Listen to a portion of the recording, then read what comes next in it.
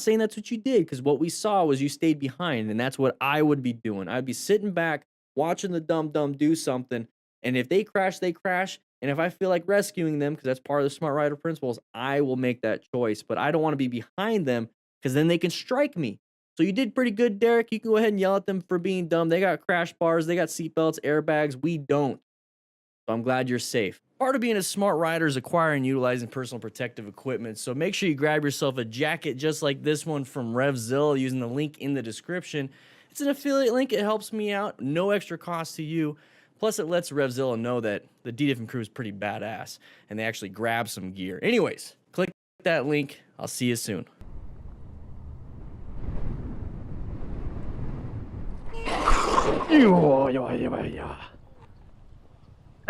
Hey, Mephisto, I don't know exactly what happened here. There could have been possible factors here and there. I mean, I see leaves. I mean, I don't know how cold your tires are. I don't know how good your tires are. It doesn't look like you slammed that front brake. 30 kilometers per hour. That's still pretty dang good for a turn like this. So here's the thing. We went through all those possibilities. So how is your tires? You know, what is your speed? How good is it? Is there gravel and leaves on the road? See, I'm starting to guess, but if we can mitigate all those little things, then we can possibly get ourselves out of the situation. Sometimes stuff happens, and that's why you wear full gear. So I'm glad you're doing fine. I'm sorry. I don't know what to do with this one.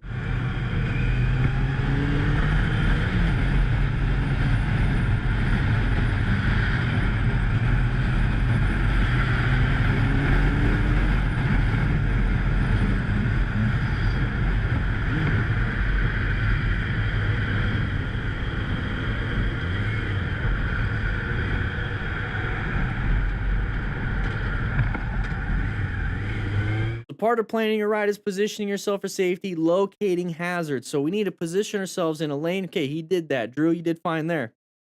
Locating that hazard way ahead of time of that construction zone. We need to be getting into that lane a little bit sooner. Maybe doing a little bit of zipper merging. You waited to the last second, maybe allowing the big semi to get in front. You get behind the blue one. We need to start doing that a little bit better. But here's the cool thing about this is that you didn't panic. Panicking is a bad thing. Slamming that front brake, dumping the bike is a bad, bad thing. So you did a great job realizing, oh crap, I made a mistake. Here's the thing. I'm gonna get myself out of it. And this is what I love about motorcycles. We're so nimble. We can get ourselves out of a lot of these situations. And you did a great swerve and found an escape path. Thankfully, there is still a road there and it wasn't all chalked up and cut around and it's just rocks and gravel. Glad there's still something there for you to escape to, but let's go ahead and, double check what we're doing out on the road, being a little bit safer.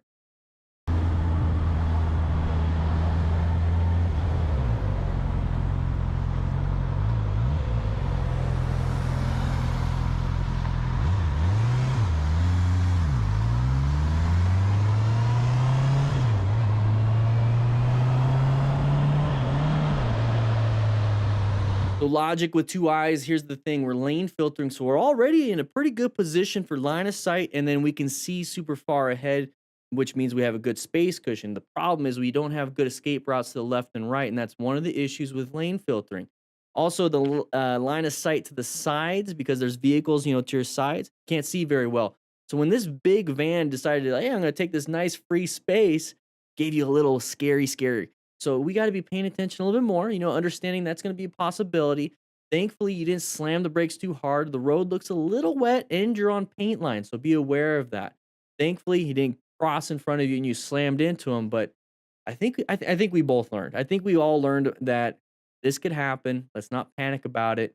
And hopefully those of you that are riding around in the United States where it's legal to lane filter, realize this is a possibility. And I don't want you crashing because you got a little scared.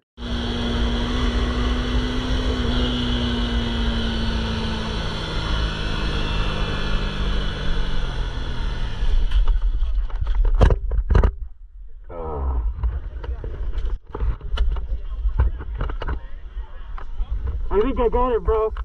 Xavier Sosa, you went a little too fast around this decreasing radius turn. Now, a normal turn is just kind of like that 90-degree turn. Decreasing radius is like, hey, I'm going to go ahead and do this, but then I'm going to go back a little bit. And that's what happened here. So you can't take these turns at the same speed and it will catch you off guard. So if you're out there riding in the mountains, this is something that could possibly happen. Not everything's those 90-degree turns. In town, it's typically those 90-degree turns. Sometimes you'll find some funny ones. If you find those, practice on them. But here's the thing: a little bit too fast, but you did a great job slowing down, slowing down, slowing down. Yeah. Are coming. What is up, crew? How's everybody doing today? Woo! We got some burritos in here. It smells good. Woo! I love breakfast burritos. A lot of these they're breakfast burritos, right? Sweet, sweet. We also got some steak and everything. How you doing? One only. I see you over there. We're gonna go ahead and get into class real soon. Make sure you guys grab yourself a burrito. There's some big ones in there. That's what she said. But hey, let's just go ahead and grab it. Let's get in class, and we'll go ahead and start talking a little bit. Remember, we're gonna get started at 200 people signed in, which is the like button, by the way. Let's go ahead and get into class. Whew. Still got it bandaged right there.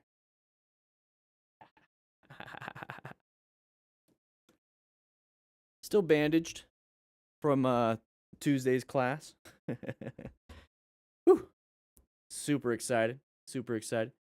All right. Let's go ahead and see. We got this video. Let's go ahead and put it up on the board. I want to see the intro. Let's watch the intro real quick. Oh, you guys can't hear anything. You guys can't hear it. One sec. I swear, rookies. What are you guys playing with?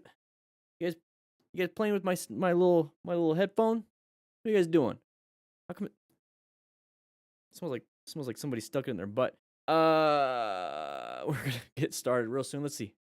There we go. There we go. Let's see what happens. What's going on here? What's going on in this video? We're having a little bit of fun. Went over the line. A little bit too much fun. And there's a bunch of people. Lots of congestion. What are you doing? Okay. All right. We're gonna talk about this. Whew.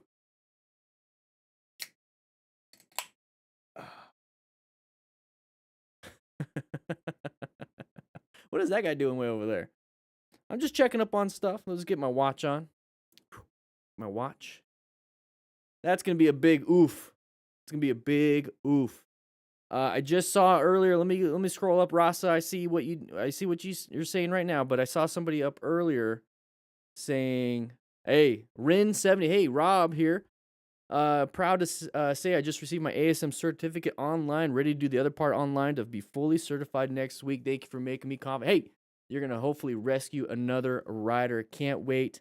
Now, Rasa, I was told by my DMV tester that there are motorcycle courses that let me skip the DMV entirely and take the MSF like course. Is that true? Yes. So you can, if you're in California, it's going to be total control, the CMSP, I believe.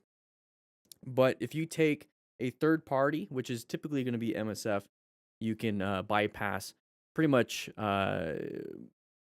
what's needed. So in the MSF, you're going to take the class, and at the end of the MSF, you take the test, and the test, if you pass, you get the certificate, and you take that certificate to the DMV, and then they give you the endorsement. So the certificate itself is not the MSF certificate is not your endorsement. You have to take it in and get it put on your license. You can do a third party. But guys, hey, real quick, got some cool things to share with you. I'm still waiting on my order. But here, I gotta wait. I put it in the chat. Let's see if there it is. There's in the chat. Let's go ahead and put it up on the screen. Whew. What is this? We got some new things in the store. Now, the keychain's still out of stock. I don't know if we're gonna be getting that back up. The keychain's still out of stock. Check the focus of the cam. Okay, let's do a little quick autofocus. Whew. You guys are all messing around with it. How's that? Is that better? We got some new things here. Okay, this is still out of stock, which, by the way, we just ordered 250 more. So the rescue kits are coming in. But this, got some Moto rescue cards. They are available right now on the store. 1 or 10 card pack. You can go ahead and grab some. We have limited quantity. We might be ordering some more if these things go crazy. But this right here, I'm waiting on these. To come in. Now, these are fulfilled by Printful, so we don't have any in stock. So what they do is you order it, they print it out, and you're good to go. But you get plenty. You get a ton of. Whew, it's looking good. Looking good. Got a bunch of different colors. Bunch of different colors. Cards are only USA right now. Actually, yeah, because we have to set up the international shipping. I'm gonna tell you right now, everybody. All those stores that have international shipping, I have a newfound respect for them. Holy crap, there's so much involved. We got some stickers too, some DDFM crew stickers. So we just added some things up. Just added some things up on the store.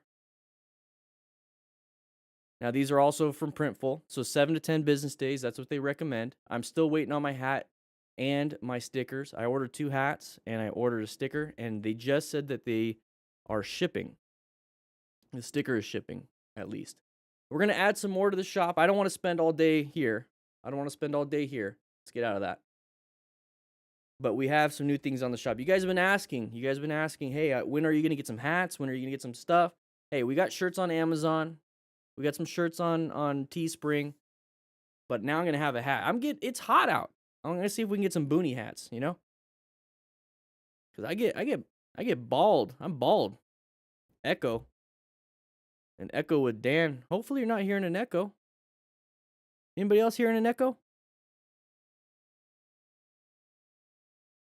Maybe you have it on your phone. Maybe you have it on your phone and on your computer. No echo? Okay, sweet. Maybe someone else is watching it right next to you. Whew. Shipped to Puerto Rico. Yeah, so far just the United States. Just the United States. We're working hard on getting everything else out. By the way, for those of you that pre-ordered the rescue kit, we just sent them all out. We had the patch. The patch came in. We just sent out all the kits. So hopefully those will be at your door within 3 days. So hopefully by Saturday, it'll be great. We're getting everything situated, and we finally got everything. So thank you, everybody, for the successful pre-order. Really do appreciate everything. You guys did an amazing job. I'm blown away. I ordered a big rescue Ronaldo, which is, remember guys, sign in. 200 likes, we're gonna get started. Ordered a big old dummy so I could do some training, some medical training for you guys. And then we ordered a ton more kits. And by the way, I ordered 250 more kits. I ordered 250 bags, just the bags, because I know a lot of you guys are like, I just want the bag. So we're gonna be doing that. And then we ordered 100 blue trainer tourniquets. So you can get yourself a tourniquet to practice, so you don't have to mess with your stuff. Could you use a hand? Be open to some designers. Mason, yeah, send me an email. Mason, send me. I'm always interested in other creatives. Send me an email. DanDanTheFireman at DDFM Crew. If you want, just go to the website, Motorcycle Training Concepts, and go to the contact form, and go ahead and send me something. I'll get in contact with you. Whatever you want to do. You can do it on Motorcycle Training Concepts or DanDanTheFireman at DDFMcrew.com. 125 people signed in. Guys, sign in. We'll get started soon. Hey, if you guys want to do fan art, we might put it up on the walls. We might put it up on the walls if you want to do some fan art. It's up to you. I think that'd be kind of cool. I think it'd be real cool. Might put it in the office, Might put it in my dorm room. I think it'd be pretty interesting. 130 people signed in. Woo! Good to have you. It's good to have you. Just taking a look at the bike pick section of the Discord, which, by the way, the Discord's absolutely free if you want to join the Discord. You streaming just on YouTube, Tanner? Yeah. Have a ton of fun. I might stream on Facebook also at the same time. Who knows? We'll see. I tried that once. It was just a cluster. Can you prove me wrong and say that having a fire extinguisher on a motorcycle is a bad idea? Okay. I could do you one better. Just kidding. I don't know if I can, but everything involves context, and you need to kind of think about what it is that you're trying to do. Okay, so if your goal is to put out car fires that you happen upon, yeah, just like a rescue kit, right? If your goal is to be able to put out the fire that you have on your motorcycle, yeah, that's great. Is it needed for life safety if is based off of putting out the fire on your motorcycle? I don't think it's worth it. I don't think it's worth having it, wasting the space that you could be utilizing for something else, just to put out a motorcycle fire that is happening while you're on the motorcycle. Just pull over and get off the motorcycle. You're not entrapped. You're not stuck there. Um, you could just get off the motorcycle. Uh, it's almost like having a fire extinguisher in the cabinet next to the oven. Which, by the way, don't do that, everybody. Have your fire extinguisher in another room. Because if it's next to the oven and the oven's on fire, the stove's on fire, and you can't get to the fire extinguisher because it's on fire, what's the point? So I would not worry too much about it. I would not worry too much about it. If you can find one that's super small, meant for small compartments, yeah, maybe. If that was the case, I'd put it in my backpack, though. You see where I'm going? Because you get off the motorcycle, you have it in your backpack, and then you can put it out. But do not leave. Yeah, if you're at home, if you guys have a house fire extinguisher, take it out of the kitchen. Take it out of the kitchen. Put it in a closet elsewhere. Put it in. We have ours just right out of the kitchen in like the little Harry Potter closet we have. The closet under the stairs. We have it there specifically, and everyone knows where it's at. And it's only like a couple steps away, but there's a wall in between, so we're able to get to it. Because if you have it in the kitchen's on fire, you can't get to it. So, have you ever saved a rider while being a rider yourself, not as a fire rescue? No. Well, not saving. I wouldn't say save, but I have assisted somebody that's crashed after they. Well, obviously, okay. I've assisted somebody that's crashed while I was riding, and it was recently on the FTR 1200 event. Somebody in front. I like to ride in the back for this specific reason. Somebody in front of me went a little bit wide on the canyon, crashed. They weren't super injured, just normal scrapes and bruises. Thankfully, everyone had full gear required, and he was fine. But I was able to do a quick assessment, did a focus assessment. I actually took his jacket off, checked his bare skin and everything, and he was fine. So that was actually recent. That was this year. The fire extinguisher is about the size of a flare. Hey, maybe. I would, because here's the thing: where does a fire typically happen on a motorcycle? It's going to happen in the battery compartment, maybe next to the gas tank. Hey, Marius. Hey, welcome. Whew, love the mustache. Those typically happen like at the gas tank where the flammable liquids are, in the battery compartment because you have the electricity. So where are you storing it? Are you storing it underneath your seat where the battery is? You see how now we're starting to get into issues with the logistics of everything. So I would definitely keep it in a backpack. That way you can hop off the bike. Boom, there it is. Don't firefighters have this new tech where it's like a smoke grenade but extinguishes everything close by instantly? I suppose they'd be worth carrying if you can't get a hold of it. They do have that new tech, and I've seen that, and it only really works in confined spaces. And the way it works is that it's a very high pressurized air that it works against the fire tetrahedron. So what's happening is you basically smother the fire instantly, even though there is oxygen still present. The problem is on a motorcycle outdoors, you're not going to be able to smother the fire by doing that. You're going to have to use some type of chemical chain reaction, which is going to be an ABC extinguisher, dry chem.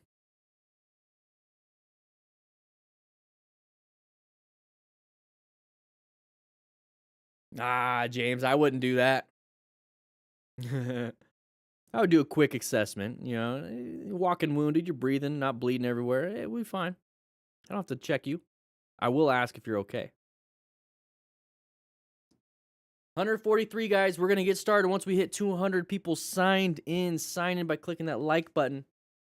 Woo! Cold fire aerosol can. Okay, so let's see. Let's go ahead and just take a quick look. You know, if we're on the subject, we're a little Mr. Firefireman's. Hey, Granger. I like Granger. All right. So, okay. Wet chemical. So you got to be careful with wet chemical. It's an AB. So AB extinguisher. So C is going to be the electrical. So if you're having a battery fire, this is not designed for battery fires. AB. So A is normal combustibles. So that's going to be like, you know, wood, cardboard, clothes, you know, cotton. Not all clothes, but like cotton. B is going to be fluids. So that might be good for, I don't know. Might be good for, you know, the gas and oil. Now, this says this is the class, but then you have the ABDK. So AB, same thing. D is going to be combustible metals, and then K is going to be like grease fires and stuff like that.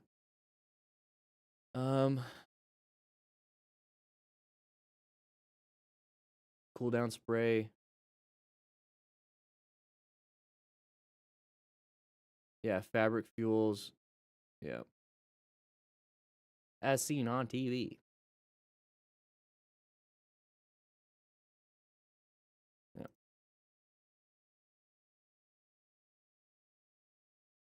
Element E50. All right, let's look it up. While we're waiting for everyone to sign in, I guess we'll just keep looking up fire extinguishers. All right, so that looks pretty cool. So let's see what it is. So it's basically a flare. Yeah, it's a flare. It's the same concept. That's pretty cool. Imagine though, you have a flare and this next to each other, and you accidentally use the flare instead. So 4 times stronger than a 5-pound fire extinguisher bottle. 5 pounds is not that big, so 4 times, so it's basically a 20-pound extinguisher. Now, so ABC K. Yeah, see, cooking oil and grease is K. So it's an ABC and K, so that's probably good for motorcycles. That's the basics of it. Let's take a look at this. So it is tiny, what she said. That's it. I want to see it in action. I'll see it in action because it just says that.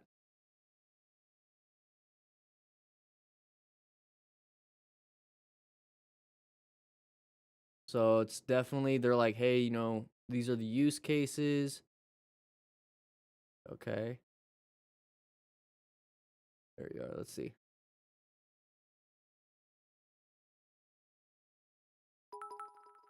What's up, Kai? Woo! Hey, I want to see it. I want to see it in action. That's it?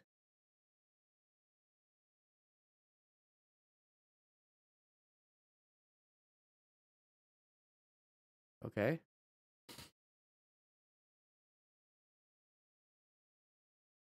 Yeah, it's pretty easy to follow. Okay, what's happening? Put out a fire.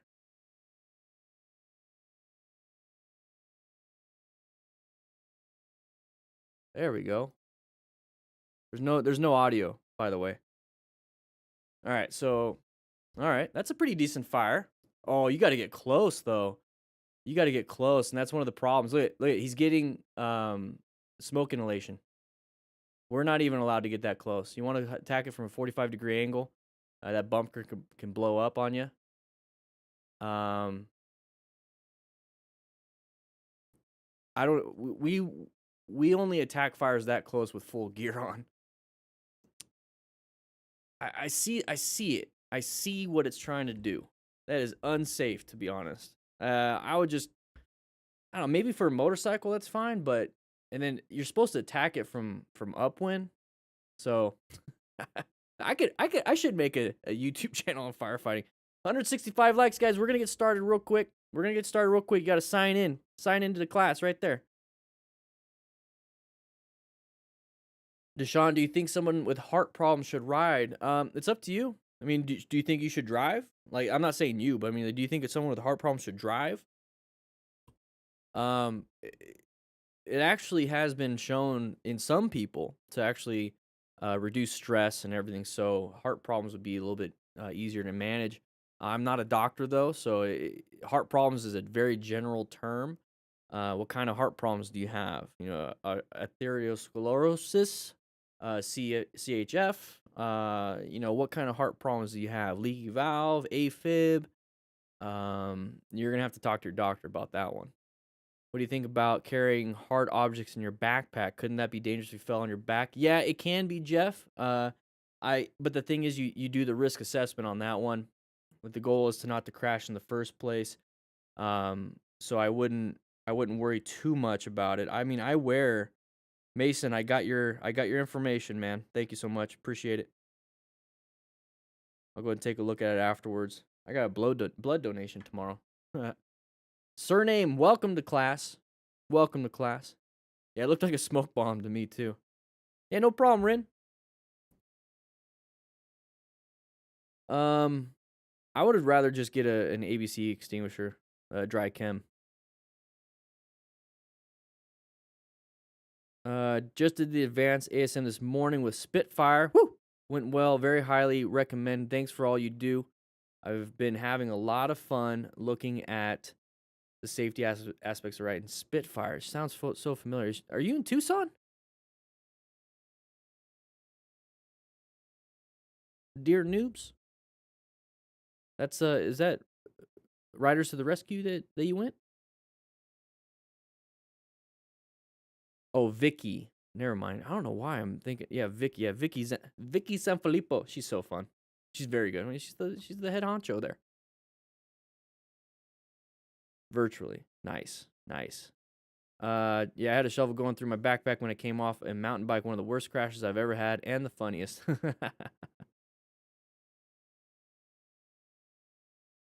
Dry chem, I'll do that. Yeah. Get dry chem.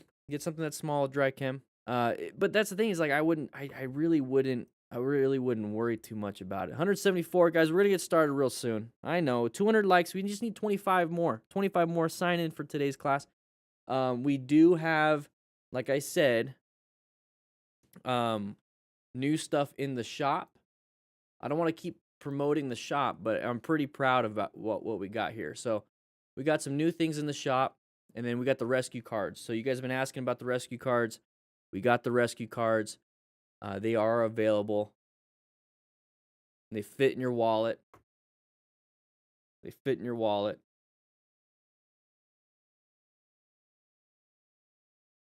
Boom. They are available now. We set aside some. We're going to order more for the new rescue kits that are coming in. So if you want to grab one now. We also have hats and stickers.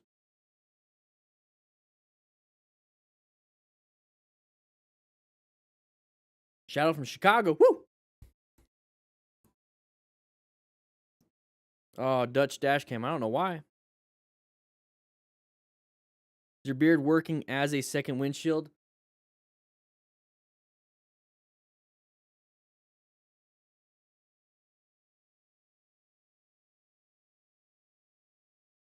Yeah. Do you think limiting newbies to 125cc bikes in the EU is a good or bad thing? I believe in the freedoms of America, so I don't believe in any type of limitations on what you want to do. I believe in the education around it. I believe and we could kind of equate it to guns. I believe, you have the right to bear arms, but I also believe if you can be a responsible gun owner, you're going to get the education to be a responsible gun owner. So when it comes to motorcycles, I believe you can get whatever motorcycle you can get, whatever you want, whatever you can afford, how many you want, doesn't matter. But please, please, please be a responsible motorcycle rider, be a smart rider, and get the education. That's what I believe.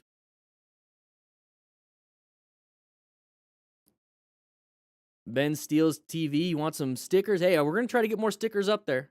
We're going to get more stickers up there. My beard has Brava girl. Whew. So a newbie should be allowed a leader bike. Yeah, I believe they should. But I believe there should be some mentors that are around that newbie.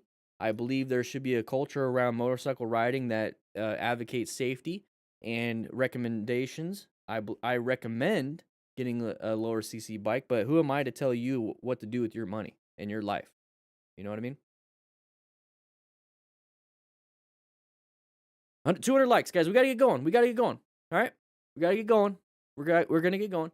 So all the stickers and the hats that are on the store are being fulfilled by a third party. So we don't have any in stock. I actually ordered some myself, so I paid for them myself so I can wear them on streams. I can have some stickers myself. But please allow, and it says right there in the product information, please allow 7 to 10 business days because they're shipping them out. They're making them on demand right away as soon as they can. And it seems like it's been a pretty good situation so far. So I'm pretty happy about that. So here we go. We're going to get started. Let me go ahead and click this. Oh, I can click that button. Okay, we're recording now because we got the editors doing their stuff. I was going to go out riding today. It was 93 degrees. I'm going to go ride tomorrow morning before I have to give blood. All right, we got this. All right. Woo, woo, woo. So happy to have fun. Yo, Dan, read the message I sent you on Instagram. Joshua. All right, okay. I turned off Instagram messages, so I'm gonna have to find it, Joshua. What's your IG name? Is it just Joshua?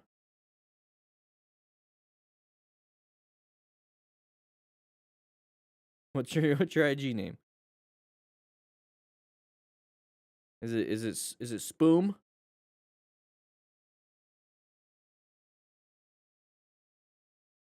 That's a long message.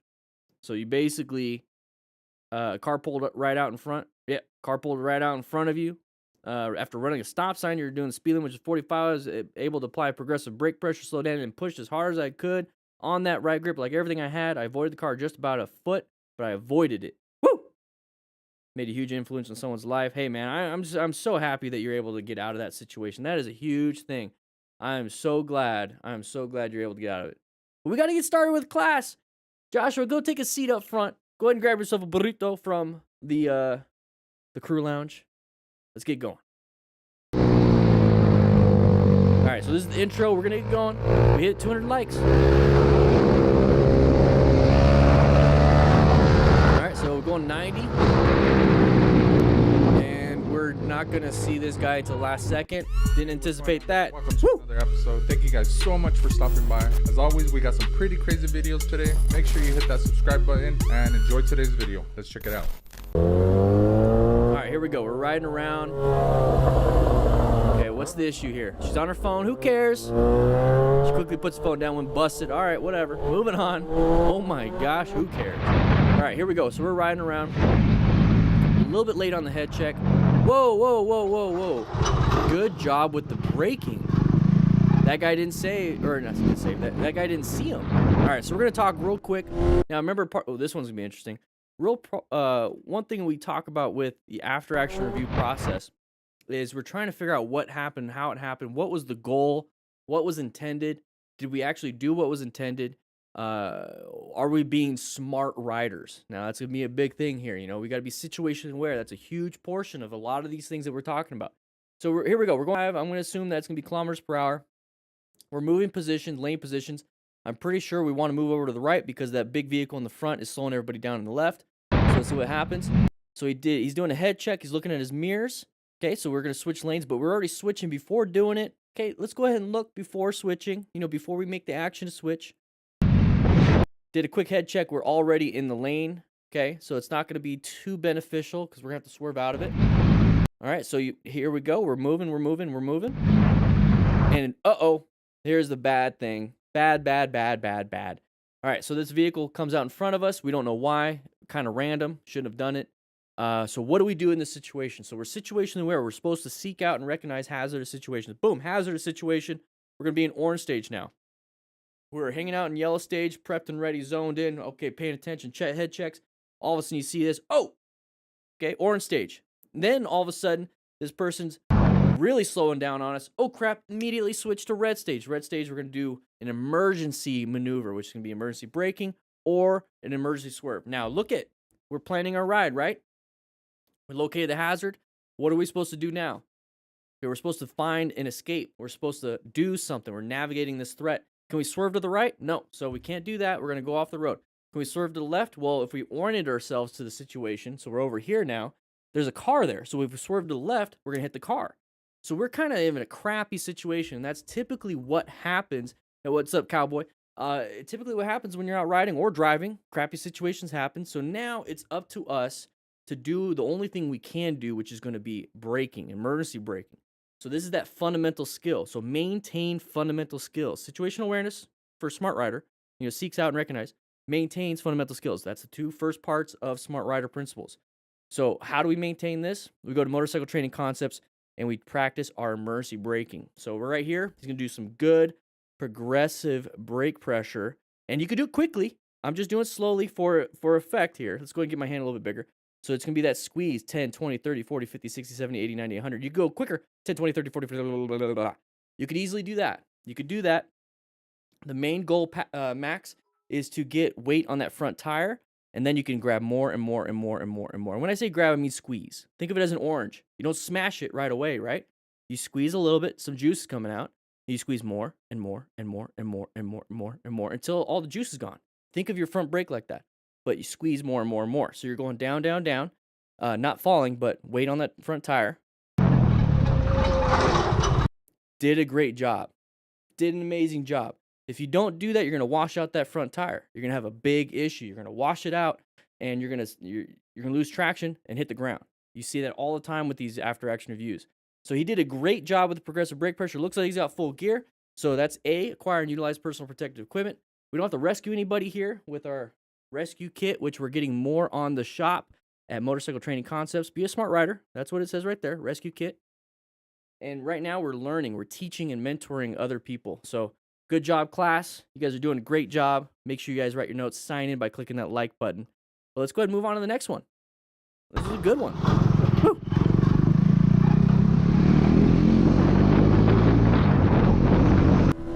All right, so we're going pretty fast for the environment. Sun in the eyes. This is pretty fast. Jesus Christ! What the fuck? You saw the pedestrian, right? Hey. We're going pretty fast here, so you have to ride within the conditions present. Okay, so we're riding around. Here's the thing. So look at the sun in the eyes. Okay? That's going to be affecting you. It's going to be affecting anybody else that is looking in this direction. So if they're going to merge into you, or if they look right, a little bit blinding, and then turn left, can't see you because of motion-induced blindness or unintentional blindness, and then goes out in front of you, boom, you hit them because you can't see them too early. So here's the thing. Just slow it down. We're in an orange stage arena right here. We should be in orange stage. There's so many different hazards. And while we're going faster and faster and faster and faster, we don't have enough reaction time, enough perception time, enough braking distance, enough time to find escape paths, especially in this area. If we're on a highway, perfect scenario where you can go this fast because you don't have people coming out in front of you. You don't have path of travel violations. You don't have anything outside of possible mergings and maybe animals running across the road. Here, you have pedestrians anywhere and everywhere in between these vehicles. You don't know. This person could easily merge in front of you. We have an intersection coming up. You have so many different situations that could be bad for you. So when we're getting up to here, we're going to be hauling booty. And then didn't even see it until right now. How many of you didn't see it until right now? Write it in the comments. We're already past them. You see what I mean? Did you see that guy? Be honest. Be honest. Write it in the comments. Did you see him until, or did you not see him until after we got like right next to him or right past him? And that's because of the speed that we're going at. Now we're like, oh crap, he was right there. That is the problem with going too fast and only looking ahead and not scanning, not planning a ride, not searching for situations that could be hazardous. I didn't see him either. I didn't see him. And that's the problem. We're going to watch it one more time and move on. So keep your eyes on a swivel. Scan for these things. Didn't see him till then. Jesus Christ! What the fuck? Yep. Couldn't even tell. And that is the big problem. He just now saw him. Well, you just hit him if it was right there. That is a huge problem. Huge problem. So the great thing here is that now we can do this. What the fuck? We can keep going back and forth. Christ! We can go back and forth, back and forth, back and forth, back and forth, back and forth. Because this is an after action review. I want you to burn this image, this close call into your head and be like, I won't do that. You know what? I feel that, ooh, geez, I feel that. Therefore, I didn't have to live it. I didn't have to experience it. Now I know. And that's the point of an after action review. Jesus Christ! What the fuck? That's why we do this, so we can see these things. All right? All right, so we're riding around having a good time, not using a rock form mount, using a ram mount for some reason. Oh, were we scraped? Whoa! Oh no! How terrible would it be if there was like a tiger down there? Whew. That was kind of a long way down, yeah. And then hopefully the bike didn't land on him. Now we're underwater. Can't breathe. Let's take a quick look at this. I wonder if he was scraping his pegs. Let's listen real quick.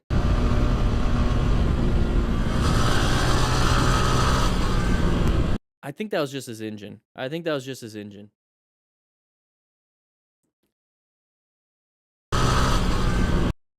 his engine. Okay, so we're riding around. We're having a fun time. We're doing a great thing.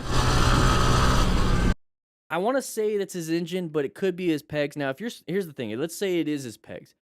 You should not be scraping pegs on a sport bike. That bike is leaned so far in order for you to do that. And let's say it's not his pegs, it's just his engine. Well, whatever. It makes noise. That's the R15 engine noise. Okay, Anshu, thank you so much. So everybody, it's just the noise of the engine. Okay, cool. Now, what happened, though? What happened? Let's go back just a little bit. Went over the left lane. We weren't set up.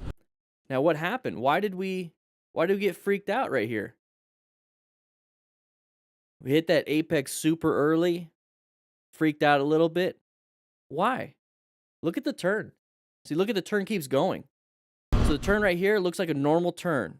So we're going, having a ton of fun. It's just an easy 90-degree and wide sweeping arcing turn. We're going to do this nice sweeping arcing turn. Oh, shoot, I was speeding up, and there's another turn coming up. Woo! We have a big problem. Big problem. I wish we had, a phone on our dash, right? I wish we had a phone on our dash. There's my daughter right there. Phone on our dash with a GPS or something to show that there's this other crazy turn coming up.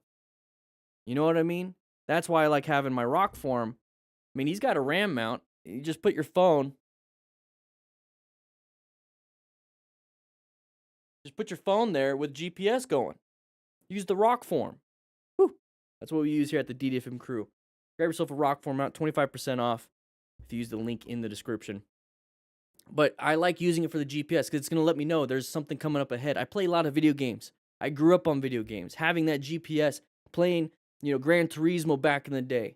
Still, I don't have PS4, PS5 or nothing. I play other games, but knowing what's coming up, okay? Knowing what's coming up is very important. I like that.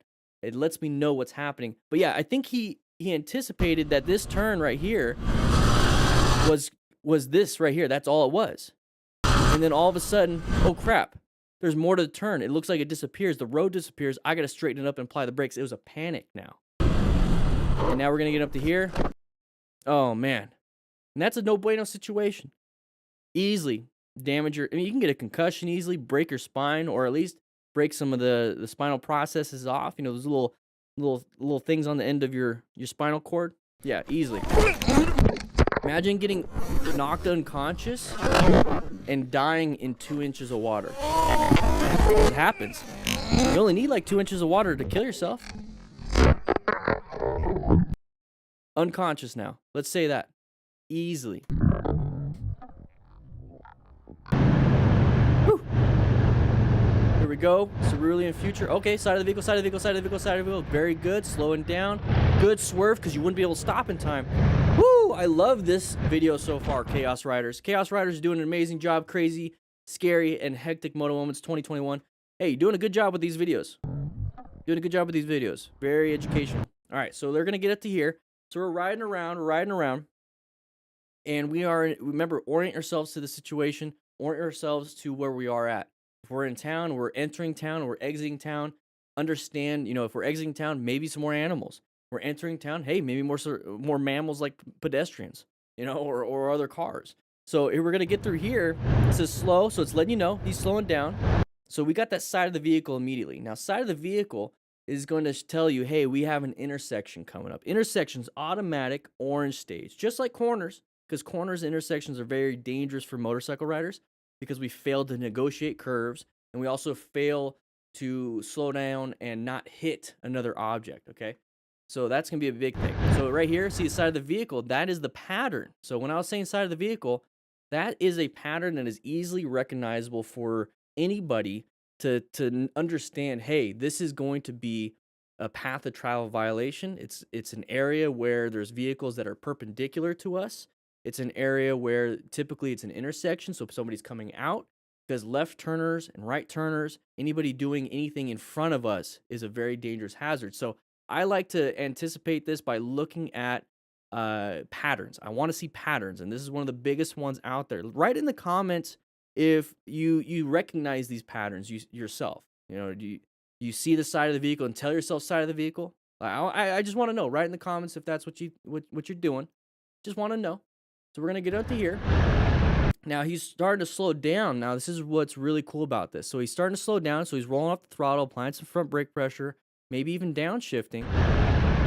And it's like, oh crap, I don't have enough total stopping distance. Now total stopping distance, there you go, is perception, reaction, and braking distance. So perception, as soon as you perceive a hazard, you start to do something.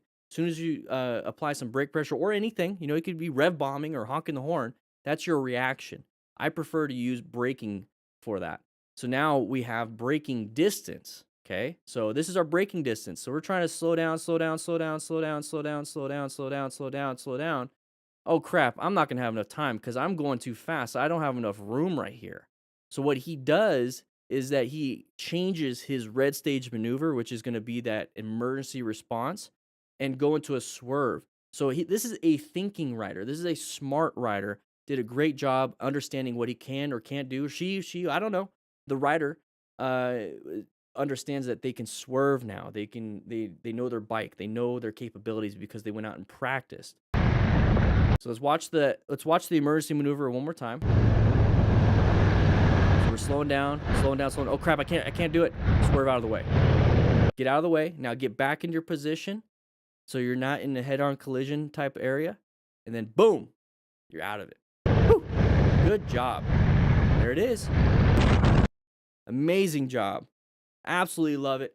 Everybody, if you're a brand new member, we got 3 new members. Come over to the lounge real quick. Come on over.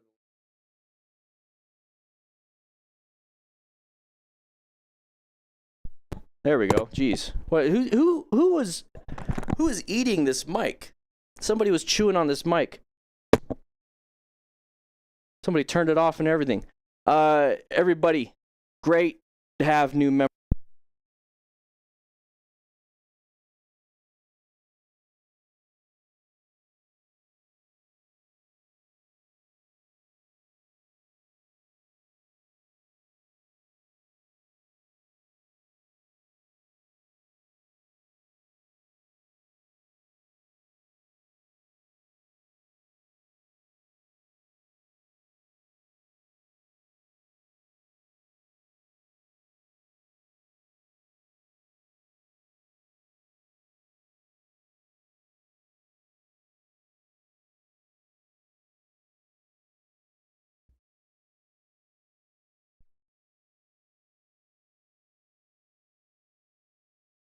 Why is it dying? Who's doing this? All right. Well, here's the thing. I'm gonna have to charge it then.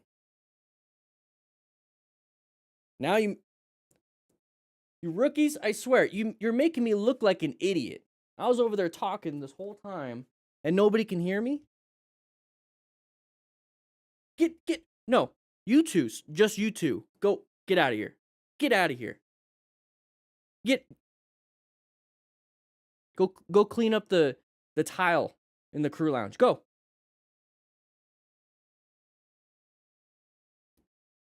Swear.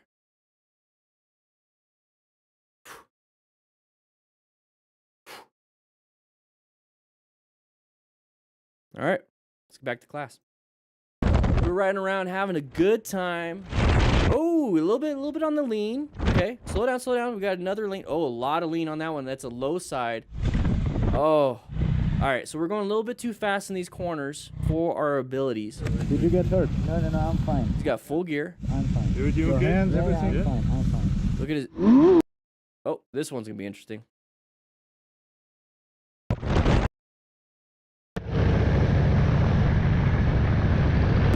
All right, so here we go. So we're gonna get to the spot. We're riding around. I want you to take a quick look at the guy up front. His lean angle. Okay, he's gonna be really far to the side. So we're like this, right? This is the straight up and down. He is like really far down. Now that means you have barely any contact on those tires. If you get towards the edge, now tires on motorcycles are rounded for a reason. That way you have the same contact patch all the way on each side. But the problem is when you get further and further and further down, you're starting to put some different kinds of forces on it because you're trying to turn at the same time and lean, and there's just way too much going on. Way too much going on. So right here, watch this. Just way too much, okay? So we need to start utilizing some more body position. And what happens there, when you use body position, instead of putting the bike down like this, so the bike is super low, or even pushing the bike down like you're doing some counter steering, what you're doing is you're getting the, let's go ahead and do this. You're getting the body down so the bike is more upright. You see how my hands are like this instead of like this? You're keeping the bike more upright. You utilizing a lot of that suspension, okay? Utilizing a lot of that suspension right here. It's just too fast could be a cause. Too fast could be a factor. Also, just poor body positioning, poor skill. So maybe a new rider could be a factor on this. So too much speed, new rider, not enough skill. So how do we minimize a lot of that stuff? If you don't have a lot of skill, minimize your speed. If you have a lot of skill, hey, you know, you do you. You go ahead and put some speed in, but you're probably not doing this. You're probably utilizing the appropriate body positioning. So you either slow it down with no skill, have a lot of skill, and you can pick up the speed or whatever you want to do. Or you can have, here's the third option that I like to use, have as much skill as you want, get as much as you can, and still go the speed limit. You see? You see how that goes? So I like to reduce my risk by having a lot of skill and reduce a lot of factors involved. So he kind of went super far. Now we're not prepped for this next turn. And you see all those chevrons. It's going to tell you, hey, we got sharp turns up ahead. And we're going really hard on that turn. Really hard on that turn. All it takes is a little bit of a traction reducer, which is going to be gravel, leaves, snow, rain, poor pavement, bad tires, low tread, low PSI, high PSI, not the right PSI. You got to have that Goldilocks. There's so many different factors that could take just enough for you to low side. And this is what it is. It's a low side. Lost traction, just slid underneath. There it is. Now, thankfully, he's not hurt too bad. I want you to take a look at his left cuff when he's standing. No. Because that's where he landed. Yeah? Yes, So look at his left cuff. Okay. The reason why I'm able to point out the left side quite a bit, because we talk about mechanism of injury on this channel all the time. Mechanism of injury. So the mechanism here is he fell to the left side, so you're going to have that abrasion across the left side, and also the impacts on the left side typically. Right here is the abrasion. So that right there, all that tearing of cordura, aramid fibers, which is going to be like Kevlar, very abrasion resistant, very much more than your skin. And look what it did to that. Just this part right here. You'd be down right there in that spot. You don't have a lot of flesh, so you're gonna grind your wrist bones, your carpals. You're gonna grind them down easily with that. So make sure you wear gear. That probably saved him a hospital visit. All this gear probably saved him a hospital visit. If he didn't hit his head and helmet, probably keep using it. I would still use that gear. It's still pretty good. Flash, I would still use it if it wasn't tore up. Like, that's still good enough for me. You could still close the clasp, you know, right there. It's just a little bit of damage. It's not enough. Now, if he hit his helmet, I would take that in. I wouldn't wear that again. But it doesn't look like there's a whole bunch of damage anywhere except for like right here. I would check his pants and his boots and the rest of it, but I don't have a good look on it. You Your okay? hands, everything? I'm fine. I'm fine. Let's see if we can take a look at his pants on that last frame. Yeah, and he didn't buy a Cardo. That could have been it. We use Cardos here on the crew. That's a Cena. Hey, they're all good. They're all pretty good. I like the Cardo because of the ease of use. If you make it easy for me to use it, I'll use it. I don't see any other damage. Maybe on that elbow. I don't see much more. So I think his gear looks pretty good. He's got poo-poo in his pantalones. All right, so here we go. Stunter. Having a lot of fun. No dash. Can't tell what your speedo is and everything. Oh, no, a little bit high. Oh, no. Cops don't like it. It's reckless riding. Like, screw it. I'm already caught. All right, I don't recommend this. This is not being a smart rider. This is not somebody with respect for authority. He's not looking ahead, so I'm a little concerned about his safety on that part. We've seen a lot of people look back, flipping people off and then running into something. All right, did his head checks. All right. And we're gonna do it again. Okay. The thing is, cops can easily outrun you with a radio. So just to go back just a little bit. Now, here's the thing. I'm not going to talk too badly about stunters. It's not something that I think is needed. You guys can form your own opinions. Remember, this is an after-action review. I'm going to try to be as unbiased as possible. My bias is always going to be leaning towards safety, not necessarily doing the right thing in the eyes of the law. I don't really care too much. If you want to do you, do you. If you feel like there's laws that are unjust, hey, it's your right. You can defend yourself in court if you get caught. It's up to you. It's America. Now, what I care about, though, is safety. So when we look at this, not a lot of gear. It's mainly just going to be that helmet, which, hey, protect your head, protect your melon, traumatic brain injuries. These gloves, if you guys have these gloves, they're very comfy. They don't offer very much protection, if at all. They're going to shred really quick. There's no TPU. There's no impact resistance, and barely, if any, abrasion resistance. They're just meant for the tactile glove feel. So this stuff right here, everything here, not going to protect you except for the helmet. So my only concern is the safety of the rider and then of other people. So it's not going to be that safe for any other road users. So I won't condemn because, hey, that's life. That's life. People do stupid things and good people get hurt. It sucks. I'm not a cop, though. It's not my job. It's not my position. I'm a firefighter. I only come after the fact. That's what she said.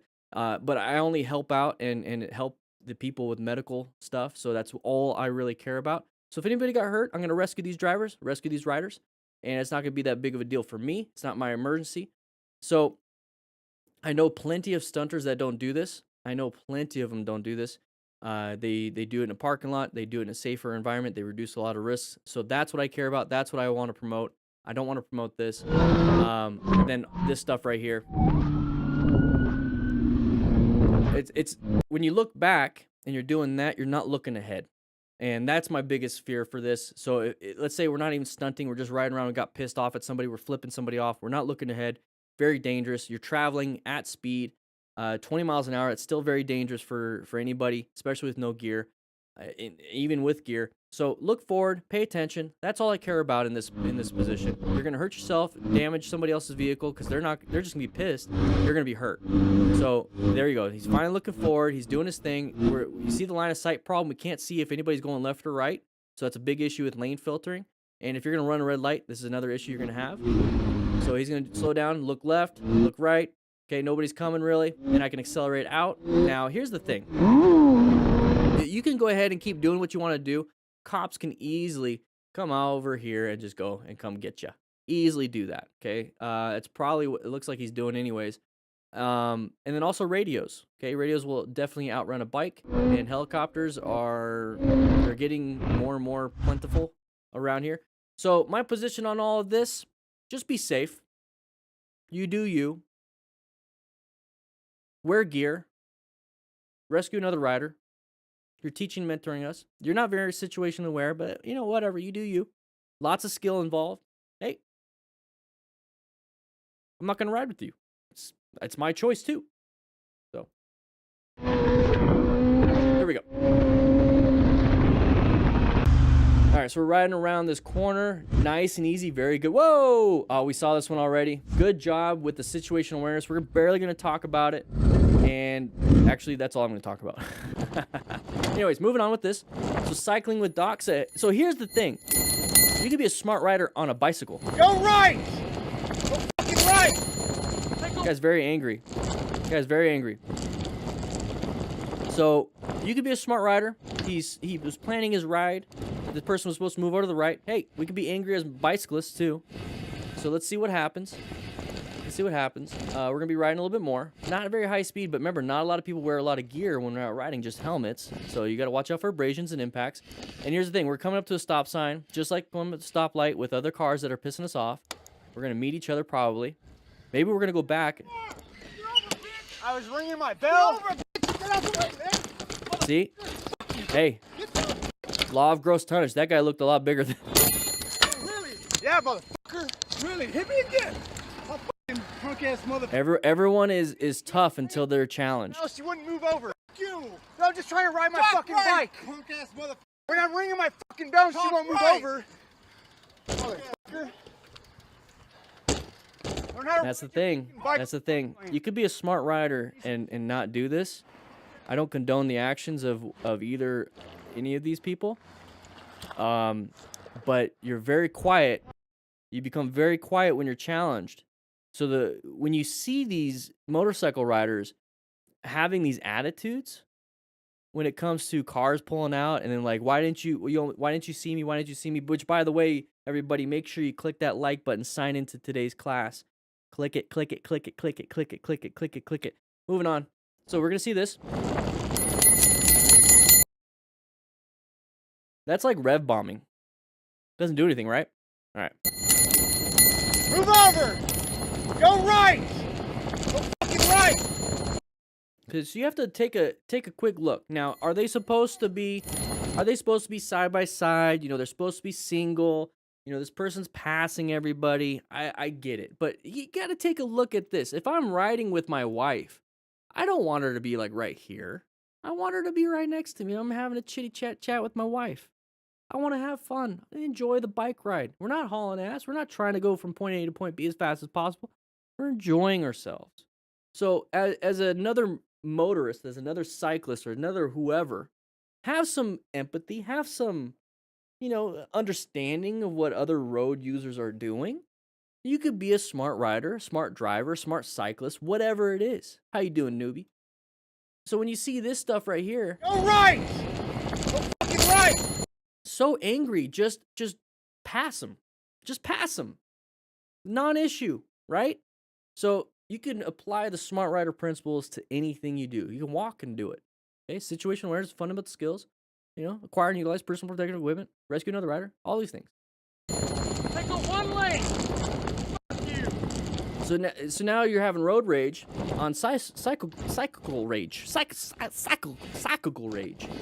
So, and then here's the thing. When it comes to road rage, cyclical rage, you're out on the road, you get to a stoplight, now you guys are all next to each other. What are you going to do? What are you going to do?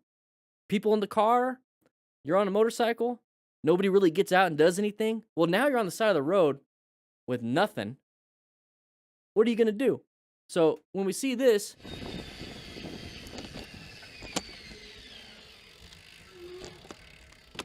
cyclical rage. We're going to turn around. Uh-oh, law of gross tonnage. I was ringing my bell. Get out the way, man. Motherfucker. You, bro. Get down. What are you... Now, I don't condone a lot of this stuff. Really? Hit me again. So, this guy, very angry. You don't piss off somebody that is defending his wife. All right? Or kids.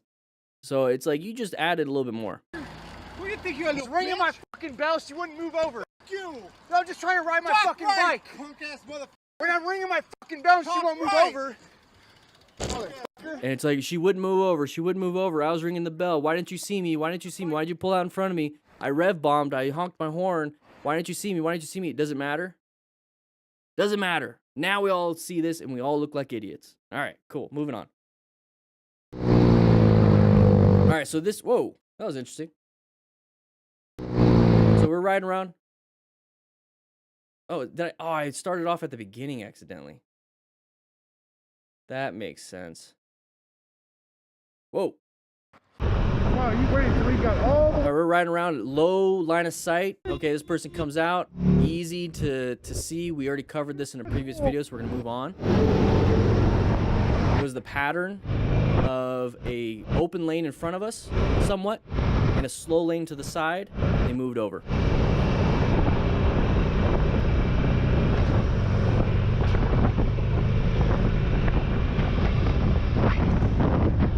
We're going to move on.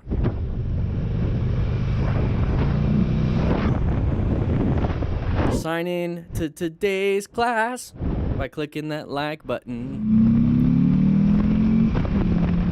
Come on, there we go. Man. All right, I've already seen this one. Motor Rides AZ gets really upset, or not upset. He cuts in front of everybody here. Okay, look at, he's cutting in front of everybody. Yeah, he decides to get pissed. That's fine. So we're gonna get up to here. Now the guy in the red car gets mad because we jumped in line or whatever, but at the end of the day, it's a non-issue. Both, this guy is wrong. Yada yada yada yada yada yada yada yada yada yada yada yada yada yada. Okay, I could just skip. Thank you for the chapters, Chaos. Yep. All right, we're riding around, sun in the eyes. Okay. Oh, we got something in our lane. Something in our lane. What do we do? What do we do? What do we do? What do we do? Found an escape path. Very good job. Let's go back just a little bit. So right here, we got sun in the eyes. So ride within the conditions present. We have a long stack of vehicles, big semi in the front. You got to anticipate maybe somebody's going to want to pass. Okay, so let's see. Somebody's going to want to pass. Now, look what he did right there. Very good job. So he's going to position himself for safety. So we're in lane position 2. Now, he's probably positioning himself not because he anticipates anybody showing up in his lane. It's probably because of the wind blast. So we're like 1, 2, 3. So we're like right there, okay? So we're like in between. We're like right here. And it's about 2. Let's say 2. So when he gets closer to the vehicles up here, what's going to happen is he's going to go ahead and switch over and get right here into lane position 3. So that is already setting yourself up for success because now you're having a space cushion away from these people over here on the left side. Now, it can be a bad thing because you don't have a big shoulder over here other than grass. So you don't have an escape to the right. Now, that's just the situation you're presented with. But the thing is, if anybody decides to come over here in your lane, let's go ahead and do this. Anybody wants to come over into your lane and you're already over here, you can utilize that little itty bitty escape path that you have very easily. You don't even have to swerve. You just kind of move over just a little bit. And that's just the situation you're presented with. And that's the best thing that you could do. But you got to prepare for that. So he's moving over. Look at, he moved over. He's in lane position 3 now. And here's the cool thing. This is what I want you to aim for if you're ever in this situation. Aim for that line. That line is not some slippery thing. It's not a banana peel in Mario Kart. Okay, so you can get on that line and ride the line, and it's perfectly fine. The problems that usually arise on that is when it's wet, and you slam the brakes, now you have traction loss, and a bunch of other things. So if you could just go on the line and progressively brake pressure, you're not going to fall down. So aim for that line. So you see somebody coming, oh crap, oh crap, oh crap. I'm going to aim for that line, and now just stare at the line way ahead, and you're going to stay on that line. Okay, I like to practice that when I'm out riding, and there's like multiple. Let's say this is a 2-lane road going one way. I like to ride like this line and then kind of go back off and then like aim for the next one, kind of go back off, aim for the next one. And I like to aim for it. I like to be able to know where I'm at in time and space with using my peripheral vision. So practice that when you're out riding. Don't do it when it's unsafe. Do it when there's no cars around. So look at that. Easily is able to just adapt a little bit. Now this person is about to hit this vehicle, but we got a nice gap. So he found the escape path, did an amazing job. Great job. I believe this is Alexandria or Alexandru Mocano. Good job. Good job. Vlad. All right, so here we go. 100 kilometers an hour road, just cruising, started coming out of the car really quick. Cool. No idea what this lady was doing, but this kind of driving causes accidents. Okay, so sharp turn, got the chevrons, very high saturation on the camera. All right, so we don't know what this person's doing. Okay, we saw it. We recognized the hazardous situation. We were going to slow it down, apply the brakes. This person's probably lost or intoxicated or having diabetic issues. Massive allergies because it looks like it's blooming, everything. Okay. So, yeah, that is easily something that could cause an issue for you as a rider. So we're riding around. So 80 kilometers an hour for a recommended turn. He says it's 100 miles or 100 kilometer an hour road. So this is about standard. You know, it's slow it down just a little bit. Yeah, Sunday driver. You know, TJ, easily a Sunday driver. So no idea what this lady was doing. So we're coming around the corner. But here's the thing: we kind of see it. We see that we're getting closer and closer and closer and closer and closer. I'm just gonna slow it down. So it did a good job. He's anticipating there could be a possible issue somewhere, so he's gonna go around it because he doesn't want to get rear-ended. Very good. This is exactly what I would do. I would probably do the same thing. Like, what are you doing? You're gonna cause an accident, and then move on. I would have done the same thing. Other than staring at the person, I would still look ahead because right now we're in a dangerous spot with this image because you don't know if anybody's coming around. Okay, so the concept of we're going around this corner. So look, we're going around this corner. There's a tiny little dot.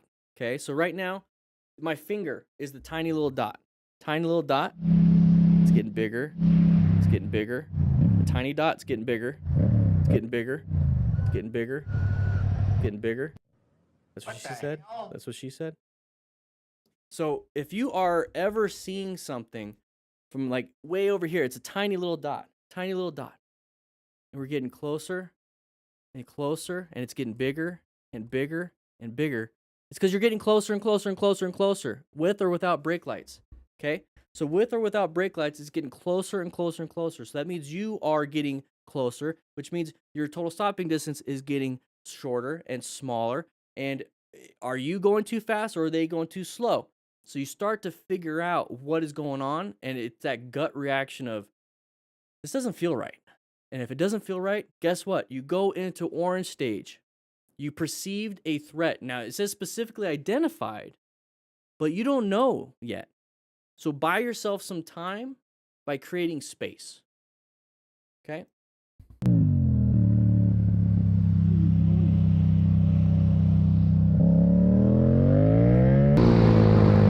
So right there, that's what I was trying to get at earlier. Look, we got, before we even start, we got a bunch of hooligans. Person's passing on the inside, took part of our lane. Whew. So he's like, what's up, dude? All right, so we're moving, having a good time, riding. I've never seen those types of mirrors on a motorcycle. But look forward, because you got this person right here. Boink. That is a very high impact to the left leg. So we think of mechanism here. Mechanism. Ribs to the left side. So liver damage, possibly. Liver puncture. Bleed out instantly. Not instantly, but very quickly. His groin, you see how he's grabbing his groin? We're going to talk a little bit about that. It's possible open book fracture.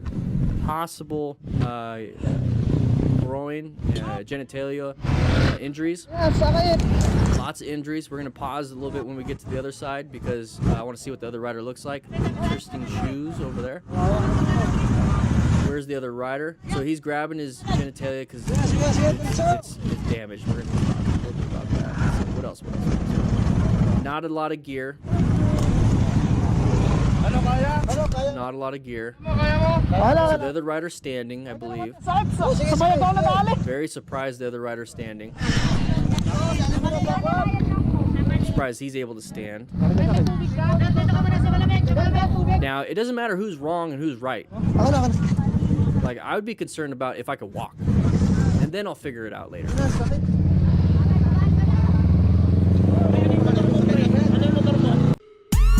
Whew.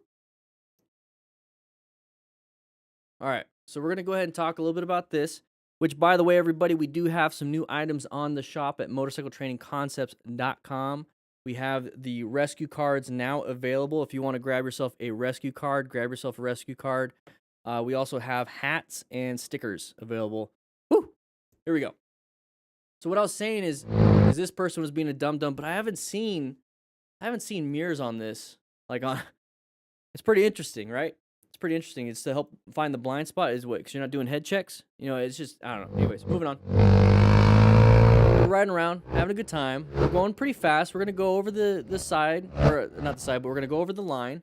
So we're also doing that. He got pissed at the other person for doing it, and now we just did it. You see how maybe you shouldn't be pissed. Maybe it was intentional or accident, but either way, we just did it. So moving on. We're getting up to an area. You see how he stood up? It's like it's okay. So I got to get some vision. I got to get some looks, and we got all these people here.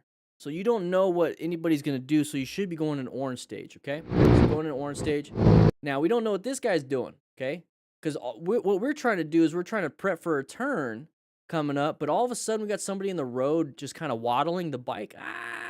It's my gut feeling says this is a no bueno situation. We're gonna get up to here. Oh, what are you doing? Now we have no recourse other than maybe, hopefully, be able to swerve. Hopefully at this speed. Hopefully we can't stop in time. We already know that. We can't stop in time. We're gonna hopefully swerve. So what could we have done to make it to where we can swerve instead of hoping to swerve?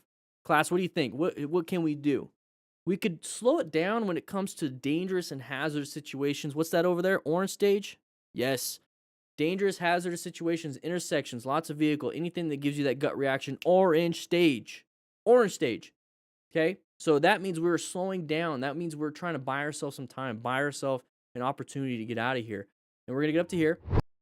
And there's that impact. Now, this is what I'm trying to talk about when it comes to this type of impact. So we have the mechanism of injury right here. Okay, so we have that leg. Okay, we can easily shatter his femur. Boom, mid-femur fracture. We could easily tear ligaments in his knee. So LCL, PCL, ACL. We got the MCL. We got the meniscus in there. The patellar tendon, the patella. We could completely destroy that. We also have his tib fib. Easily break that. Okay, so we got all those issues.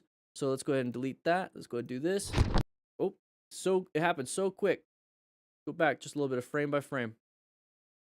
So frame, impact. Okay. You can't even see what happens. So what happens on an impact? Especially that frontal impact. So where does your body go? The bike is going to try to stop immediately when it hits an object. We haven't hit an object yet. So when we go into it, what is our body doing? If the bike stops first and we're on the bike itself, what are we doing? We're sliding across. Okay? Now, it's not the fact that we have friction and we're sliding across that's going to cause the genital problems. What else do we have on the bike? Okay? Let's go ahead and do it. I don't know how to do it. Anyways, let's do that. We have the gas tank. So we're going to slide and hit the gas tank and then go up and over. So our genitalia is going to hit the gas tank. Now, where am I getting with that? Let's go ahead and take a look at this. Open book fracture of the pelvis. Now, the reason why I know this intimately is my best bud Matt. A left turner got in front of him, and this is exactly what happened. So I'm going to kind of give you a not so graphic image of it, but this is exactly what an open book fracture is. A traumatic open book fracture. So this right here, this opening in the front of your pelvis happens in pregnancy, okay? So you typically have this nice elastic ligaments and everything, and when you're about to give birth or when you're pregnant, a female will produce more elastin, the hormone, which will make it to where it's nice and loose, basically. For all ligaments. So that's why they say towards the end of your pregnancy not to do crazy heavy lifting, because you could easily slip a disc, but you can easily tear or have issues, dislocations. So what happens during birth, this is designed to actually separate a little bit so the baby can come out. Now, in a traumatic injury, especially with men, the problem is it completely opens up and breaks. Now, you're going to have the impact be translated into the rest of the iliac crest and the pelvis, and you're going to have damage here. So same thing happened here. So this part on this side didn't break, but you had breakage here and you had here, and the rotational forces kind of kicked in and messed you up. So this is typically from the back end that's going to cause the open book fracture. This is typically from the front end. So that right there is extremely dangerous, and it can be deadly because you have the femoral artery coming through all these different things. You have a bunch of arteries going through. Everything kind of comes together in here, and you could bleed out inside your pelvis before anything can really show on the outside. So very, very, very, very, very dangerous, very deadly. And here's the thing, men, women, anybody, what is hanging out right here with the fleshy parts? Okay, so now think about that. Testicular issues, you're going to blow up your testicles. You're going to completely damage your female genitalia, male genitalia. You're going to completely destroy it. So that's why he's in a lot of pain, okay? It's probably going to be one of the worst pains that he's probably ever been in. So that's what's happening here. Okay, so when he hits, he's going to slide up on the gas tank. Boom, hits it. Also hit the speedo. Also hit his legs on the handlebars. So let's go and take a look at some of that stuff. So we're going to have bilateral femur fractures. So bilateral femur fractures. Okay, so these are two different kinds, basically. Two different kinds. So your femur, boom, mid-femur fracture. This one is extremely painful. And what happens here is you get an attraction splint, and they basically pull on your leg until it does this, and it's back in place. Now this one you can't do much about. So when you hit your legs on those handlebars, easily could do something like this. And it's very hard to break your femur, but it can happen. If you don't break the femur, you're going to break some of the other spots on your leg that is going to be more the weak point, okay? So you got to be very careful with that. So this is all frontal. So the mechanism of injury is that frontal impact, okay? So we haven't even talked really too much about it. The side impact I kind of did, where the mid-femur fracture, knee injuries, tib-fib injuries. We're talking about the right or that hit, okay? So we also, let's go back. Let's go over here. Let's go to skier's thumb. So skier's thumb is typically a sprain, but it can be a breakage, okay? I like this one a lot because it shows some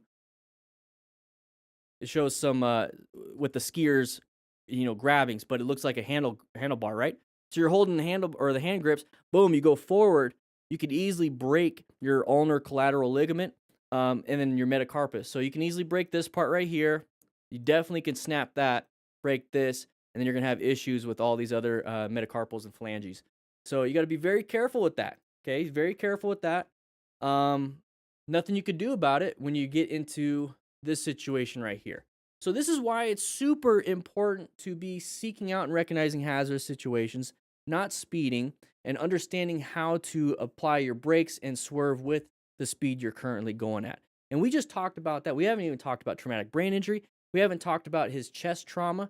We haven't talked about possible liver damage on his left, on the right quadrant. So I guess it would be the rider hitting him. So the right quadrant, right upper quadrant, you're going to have rib issues, punctured lungs, possibly his spinal cord is not designed to be hit from the side. Head injuries, traumatic brain injuries, your head's going to coup contre coup. You're going to have possible concussions, bleeding on the brain, so many different things. So when he hits, this is why he's holding his genitalia. This is why he's holding his genitalia. So take a look. Look where his right hand is.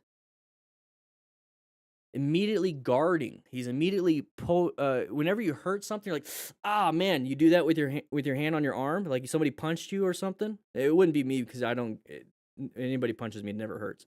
But if somebody punches maybe you, you're like, ah, how? Well, this is what's happening here. He has genital pain because he slid up on the gas tank, hit the gas tank with genitals. Hopefully it's not a massive injury to the pelvis, and hopefully it's just bruising, but he's in pain. And here's the thing, there's no gear for it. There's no gear for it. And it's going to make you sick. It's going to make you want to throw up. Imagine. Oh, man. That's a lot of pain. A lot of pain. Enough to where he's able to hold it up, though, so we can film each other.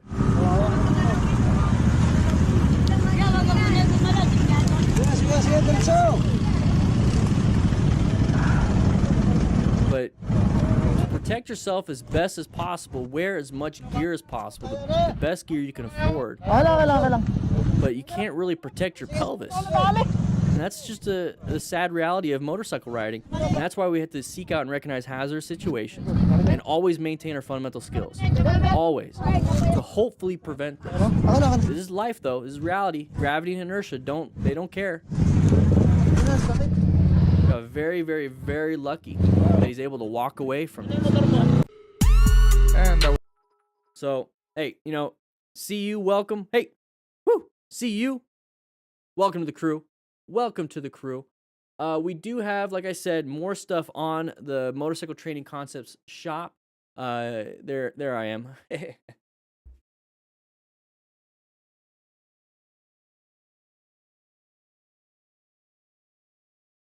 Thought I froze for a second there. We're gonna have e-courses coming up pretty soon. We got some featured products here, but we do got some new things up on the shop. So we have the rescue cards, which are these things right here. So you can put them inside your wallet. Really cool to have, just in case something happens. It's going to tell you how to, what to do after a motorcycle crash. You know, remain calm, ensure your own safety, stop the bleeding, quickly assess severity, and it fits inside your wallet. That's actually my wallet. I keep a hotel card to shimmy locks if I have to, but I guess now I have this, so I can get rid of that thing. But we also have some hats. So these are being fulfilled by by a fulfillment company. So Printful. I'm waiting on my own. I actually bought some hats myself. Can't wait to see what happens. Not what happens, when they come in and see how they look. There we go. But if you want to grab one now, if you go ahead, or you can wait. I'll probably have it by next week. But we got a bunch of different colors. Anyways, you guys can check out the shop and see everything about that. And then we got some stickers. Okay, we got some stickers. All right. Woo.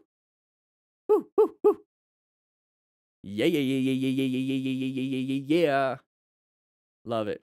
Love it. Love it, love it, love it, love it. So, guys, here's the thing.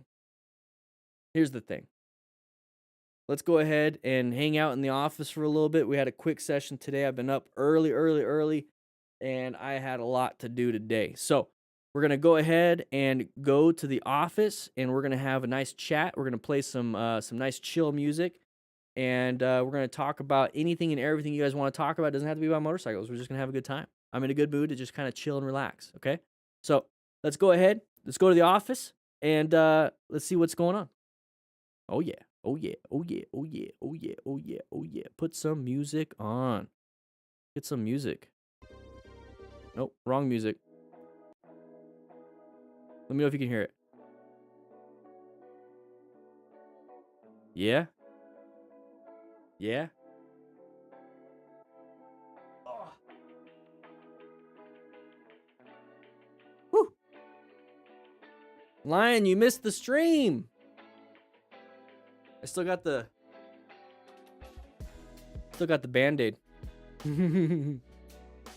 So if you're brand new to this, we like to hang out after the class. Woo.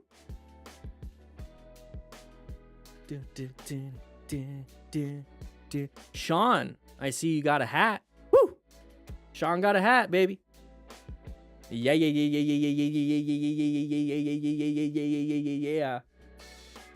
Let's see. I want to double check, make sure Printful got it. It says we got it. It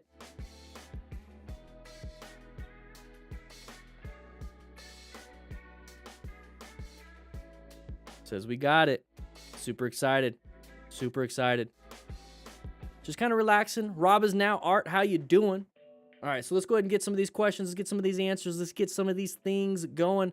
See you. Hey, Rob is now Art. So CU says, I'm brand new to riding. You have made me so much better at it and safer, as well as more comfortable every time I go out. Hey, I'm glad you're here. I'm glad you're enjoying it. I'm glad you're actually like enjoying the ride. I remember when I first rode, I was actually kind of calm just because of the training I had from firefighting, but it's still tough. It was still freaky. And then sometimes, even now, when I get out on a ride, it's like, whoa. Okay, I got to relax a little bit. It's a little interesting. It's a little interesting. So I'm just glad you're having a great time, especially as a new rider. Keep maintaining these skills, okay? Don't feel like, hey, I'm comfortable now. I feel great. I don't need to do any more. No, I suggest getting some advanced classes, having a good time. Be the best you possibly can at whatever you decide to do. What could happen if you don't have proper tire pressure? So too much tire pressure, it's just like any, so I wish I could show you, but so like this is like the normal. Let's just say this is normal. Too much tire pressure, it's going to be more like, well, let's do this. So this is like normal. Too much tire pressure is going to be more like this. So you see, and I'm exaggerating. You see how it's more like a V versus more of a U? So if you're in a turn for normal tire pressure, it's pretty much getting all contact patch. But if you're in a V, oh, we're getting like just a little itty bitty part. So let's just say we're not turning. We're just trying to stop. We have a less of a contact patch when it's too much tire pressure. Too little tire pressure, you're going to completely destroy your tire over a shorter amount of time because you have more tire tread. And then they like to have stunters like to have low PSI because you have more traction, so it's easier for wheelies. But the problem is when you're in the middle of a turn, you have low tire pressure. When it's on the rim, it's like smish, and it's gonna like want to come off and get off the rim. So that's when it's super low. So I always suggest always checking your tire pressure before you go riding. It's very easy to do. Just do a quick check. Definitely do it at least weekly. So like let's make it a habit.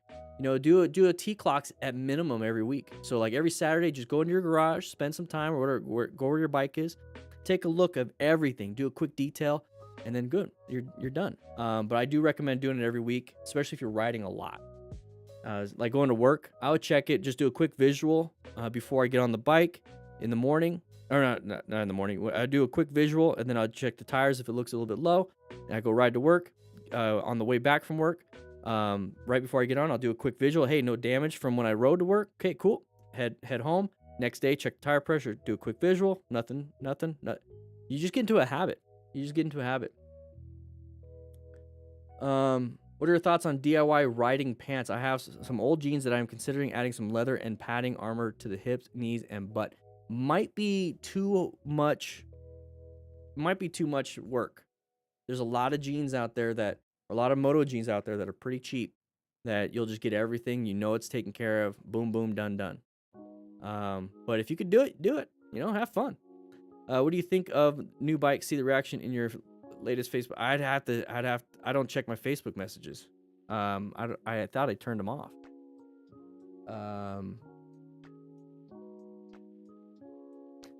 Thoughts on those fuel bottles that are the size of water bottles? Thinking I might need one for trips just in case. I think they're great, Rainin. Make sure that you get them specifically for fuel. You don't want to accidentally take a drink of it. And then remember, fuel, hydrocarbons are corrosive. So don't put fuel in like water bottles, like plastic water bottles. It's got to be specific. It's got to be specific for the fuel. A lot of these fuel bottles are lined with another type of material, another type of chemical to allow it to be safely handled in those conditions. So I would get one specifically designed for it. But yeah, they're worth it for just in case. Definitely for just in case situations. Been watching your videos every day, half a year before I got my license, so I knew from the beginning what to watch out for. Thank you, Alexandra Wellman. Woo! Everybody, we have a Discord, by the way. It's absolutely free if you want to talk with other DDFM crew members. They're a lot of fun. We're going to have some cool things coming up. Can you make a video one day of a simple inspection like that, or do I have one already? I do.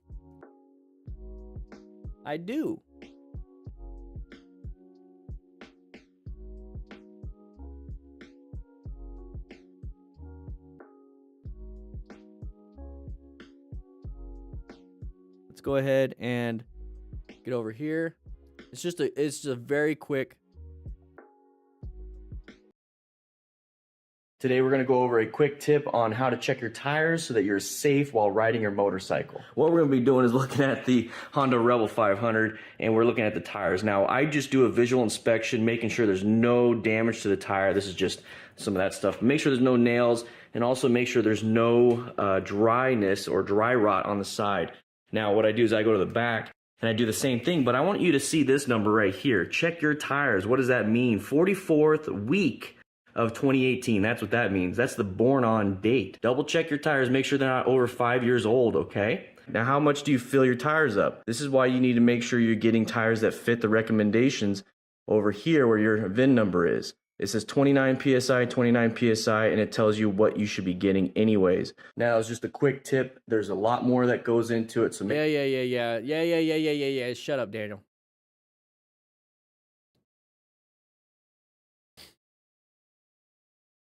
How often do I wash my riding gear? I sweat a lot and it's gross. I pretty much wash it every like 5 rides. Pretty gross. Whenever it starts stinking. Here's the thing. Don't use, what is it called? Fabric softener. It can destroy some of the aramid fibers in it. Quinn Smithy, I'm glad you're doing good. I'm glad you're doing good. What is your favorite hydration backpack and bladder system? JB, I don't have one. I don't go on a lot of big rides like that anymore. I typically stay around in town and I take breaks and I just pull the water out of my backpack like a water bottle. But that's a good question. We have a lot of people on the Discord you can ask. Like a lot of people on the Discord. Yamaha R6 just started riding. Hey, that's a good bike. Just remember to ride within your ability, not the bike's ability. Question about shifting from Brava Girl. I'm afraid to downshift when riding and tend to just finish the line and hit the stop sign on third. Pretty much sputtering. Suggestions. Got to practice in a parking lot. If you're already on the street and you're afraid to downshift, I would practice in a neighborhood, but I would at least practice in a parking lot. Get up to second, get down to first. Get up to second, get down to first. Get up to second, get down to first. Getting up to second, getting back down to first is the same process as going from third to second to first and vice versa. So it's just, you just have to do it a little bit sooner with third to second to first than just second to first. So go to a parking lot, practice the shifting, get it smoother. Start realizing, okay, what RPM ranges, how fast I can go before I need to shift, downshift. But if you're still having issues and you're just kind of getting to third or getting to the stop sign in third gear, just pull in the clutch all the way, get to a stop, downshift. Don't recommend doing that forever. You need to learn how to downshift. Nice to be here, guys. Just registered my new bike today at terrible DMV. I know. DMV suck. But we do have a lot of, like I said, people on the Discord that are very, very helpful. And they'll spend a lot more time than I can when it comes to that. Yeah, for the fabrics and aramid fibers, I learned that from firefighting because firefighter turnouts are made out of Kevlar. So it was just the recommendations not to use fabric softener. It just kind of carried over. And then air dry. Yeah, air dry. I would follow completely what it says on the thing. But I would not use fabric softener. There's honestly no reason to anyways. Just got your motorcycle license today. Woo! Daniel! Everyone give Daniel a biker wave in the chat. Yeah. Throttle up before you downshift. Yeah, okay. Yeah. There's many different ways. That's one of them. After 10 years of not riding, unlucky Eddie, I went to get my old bike ready for riding only to get told there was no hope for it. Oh, man. Finally caught you live, Marik. Enjoying the vids. Keep up the great work. Hey, man, thank you so much. Unable to do so yet because rode some scooters before. Hey, you're going to have a lot of fun. Keep doing you. Ryan, are you gonna get me a burrito from over there? Sweet. Grab one from the crew lounge. Grab me a burrito. Any tips on suspension setup, rebound damping, and preload? It's all just overall. Same here, Dean. Same here. That is gonna be more of an advanced skill. It's definitely something you're gonna want to do though. And when I say advanced, when you think about how to maintain your motorcycle, you think, okay, well, you got to fill up the gas tank. I got to get the oil changed, get the fluid changes, PSI in the tires. And that's pretty much all you really do. Maybe adjust the clutch lever, maybe adjust the levers here and there.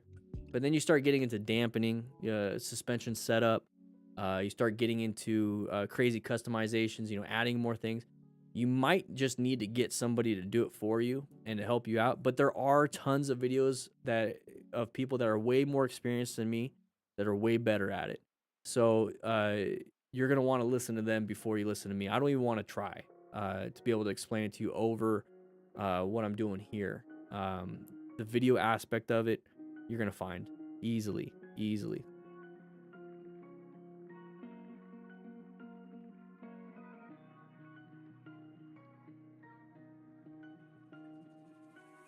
First ever BRC range days this weekend. Jesse, you're going to do good.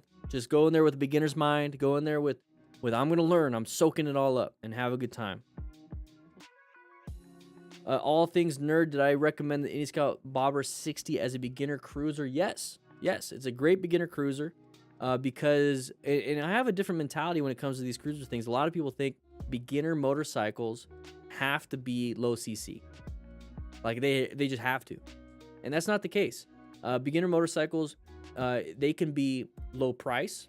That could be somebody's incentive to get a low CC bike because, you also have the low price. But there's a lot of people out there with different incomes, different everything. So you can get something that's a little bit higher priced. Okay, well, what about low CC? Well, there's a lot of people with different experiences.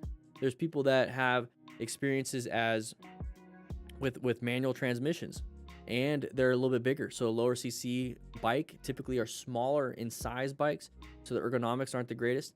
And then there's people that want to spend a little extra to grow into the bike. So when it comes to the Indian Scout Bobber 60 or Indian Scout 60 or any like an R6 or anything like that, any bike can be a beginner bike if you can afford it, if you're willing to repair it if you drop it, if you understand that the bike is way more powerful than you probably need right now. So you need to work on your skill level. And then with a higher CC bike, you're probably going to grow into it. But it's a bigger risk and it's a bigger investment versus getting something small and getting something cheaper. So to me, I'm not going to just stick to the whole you need to get a small CC bike, because that's you can't do a one size fits all for everybody, because everyone has different life experiences. So I always give context. I always give context for stuff. If you're, and it goes both ways. If you're the type of person that doesn't have a lot of income, if you're very concerned about dropping your bike, your brand new bike, you don't feel like you can handle anything over or anything more advanced, and then you don't want to grow into the bike, you just want to get it so you can play around with it and then get something else. Well then, yeah, a low CC bike is definitely a bike for you, and a used bike in that case. Even then, I tell people, don't even buy a bike. Go take the MSF course. It's like $300 max, maybe $350 max, wherever you are, and it might be even free. And you get to play around on a little 250 for 2 days, and you might just want to get a 250. So, Trevs, could I talk to my partner in a car with me on my bike with a Cardo pack talk? Yes, you can. So, you would have to probably do a phone call. But yeah, they can have their Bluetooth hooked up to their phone or their car. They can do hands-free. You have your Bluetooth hooked up to your Cardo. You can talk. Yeah, you could do that. I've done that. It's really cool. It's really cool to do. And the cool thing is it's so much hands-free. You can get off the phone with them and you can get back on the phone with them. You don't have to do anything.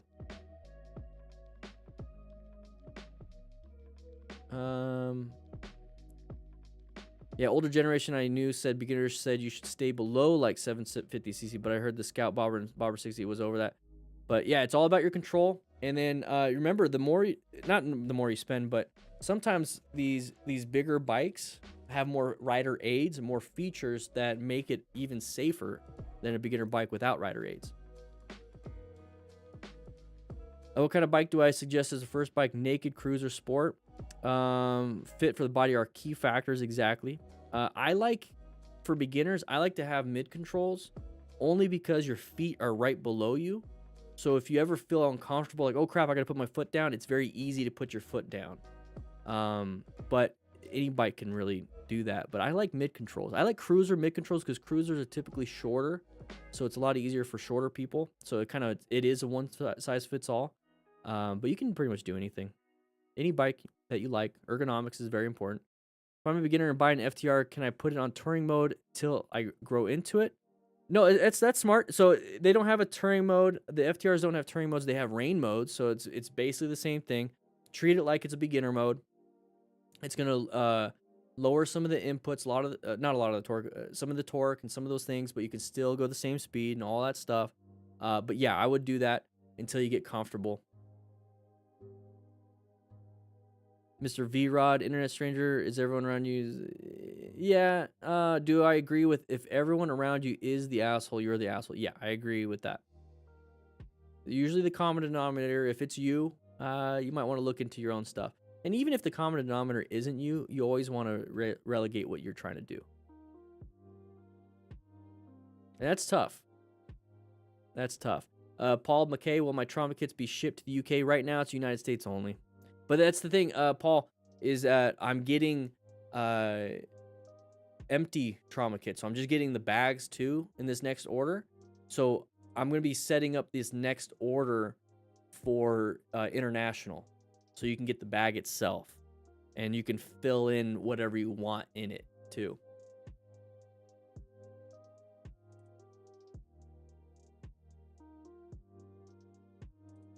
I'm thinking starting on a Harley Davidson 48 it's a go-to for the repairs and parts. Yeah, I started on a Harley Sportster, 1200 Sportster.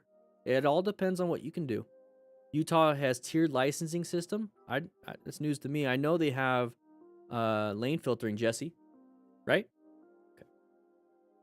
Welcome to the crew. Welcome to the crew.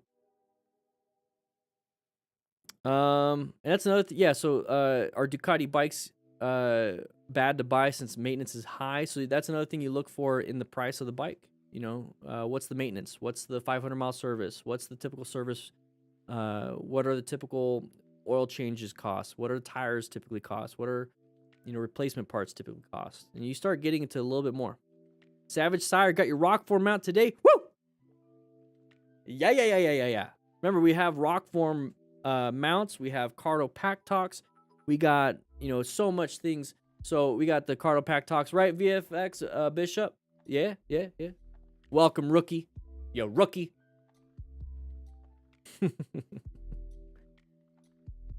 Oh. See, trauma kits are being shipped. Yeah, Gator, we shipped them out. We just got them at we took them to USPS. We can't wait until more. I mean, we're hoping to get these patches on the store. We might just put them up. I'm gonna have to order more just because, I mean, I don't think we got enough. I actually got to order some more real soon.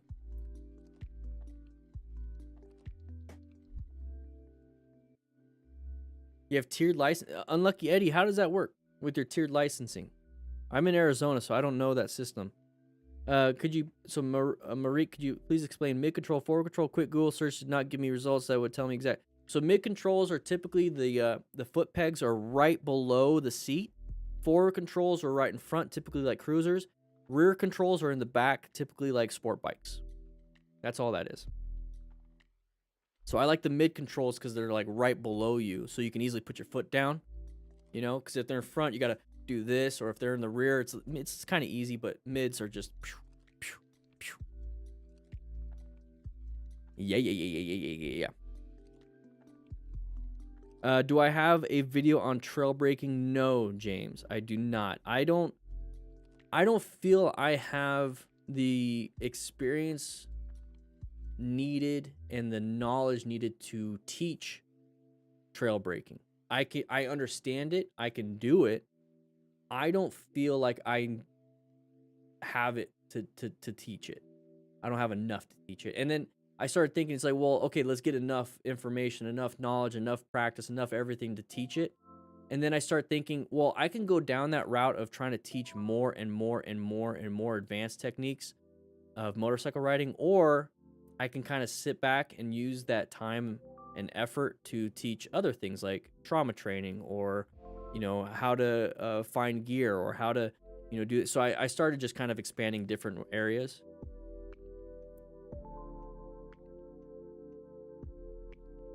So last question that I couldn't really find. So I'm 16 right now. I don't have my permit yet, but when I do get my permit, can I also get my motorcycle permit with that, or do you need a license? So I don't know exactly where you're at, but in Arizona, kind of how it works is that you can get your driver's permit or motorcycle permit, and that's kind of how you start. Okay, so the main thing there is you have to take the road rules test. So you have to know the rules of the road. That's where there it is, the rules of the road test. So you have to know what signs are. You have to know this. You have to know that. You don't need to get your driver's license. You can go get your motorcycle permit and license without a driver's license. But you still have to take the base level. So think of it as like the base test you have to take is the rules of the road test. You have to do that no matter what. Then you could splinter off and do driving, or splinter off and do motorcycling. You can splinter off and do driving, and then you're like, I want to get my motorcycle license too. Then you get like a quick little endorsement. So you just take the motorcycle riding test and written test for that part. I suggest just getting both. Get the driving, get the riding. Just do it. Either way, you got to take the rules of the road test. I know, Trevs. It's a huge headache. I really want to ship them to everywhere, but we start running into some problems with legalities and then customs because of the tourniquets and a few things. So it's just tough, man. It's just very tough. That's why I'm trying to figure out what I can do. I might find just some kits that don't have the things that cause it to have an issue, but then you start running into the problem of, well, that's the point of the kit. So I'll have to look into it, man. I have to. Right, Muhammad? So it's 99cc, 99 to 250, 250 to 650, 650 plus for endorsement. So is there different kinds of endorsements? I must have missed a few other things. So like, you have to start on a 250, or can you take the test for the 99 to 250, and then the next day take the test for the 250 to 650, and then the next day take the 650 plus, and then just kind of walk away after 3 days of tests and just have a 650? Or is there a time you have to spend on each one? So you can be, when testing out, and they put that kind of restriction on your license. Okay.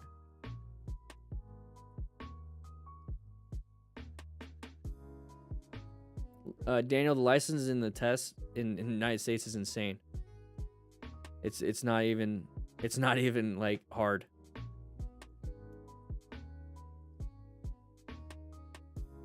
You can make an international kit that is missing some things and include a list of what. Yeah, so I'm gonna make. I mean, there's already a list. When you get on the kit, when you do the kit thing, there's already a list for it. So I mean, you can easily make it. Oh, wrong button. We're gonna delete that. We're gonna do that. In fact, we're gonna go to Nightbot because we're not doing pre-orders no more.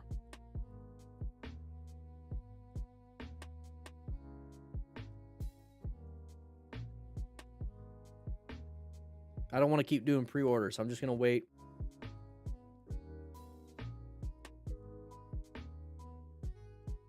I might, you know what? I might. Should I do another set of pre-orders? Because I already ordered the other kits and I'm just gonna wait for them to come in. I wonder if I should just do another pre-order.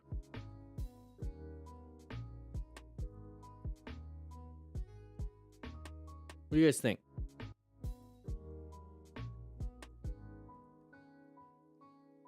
Should I do another pre-order?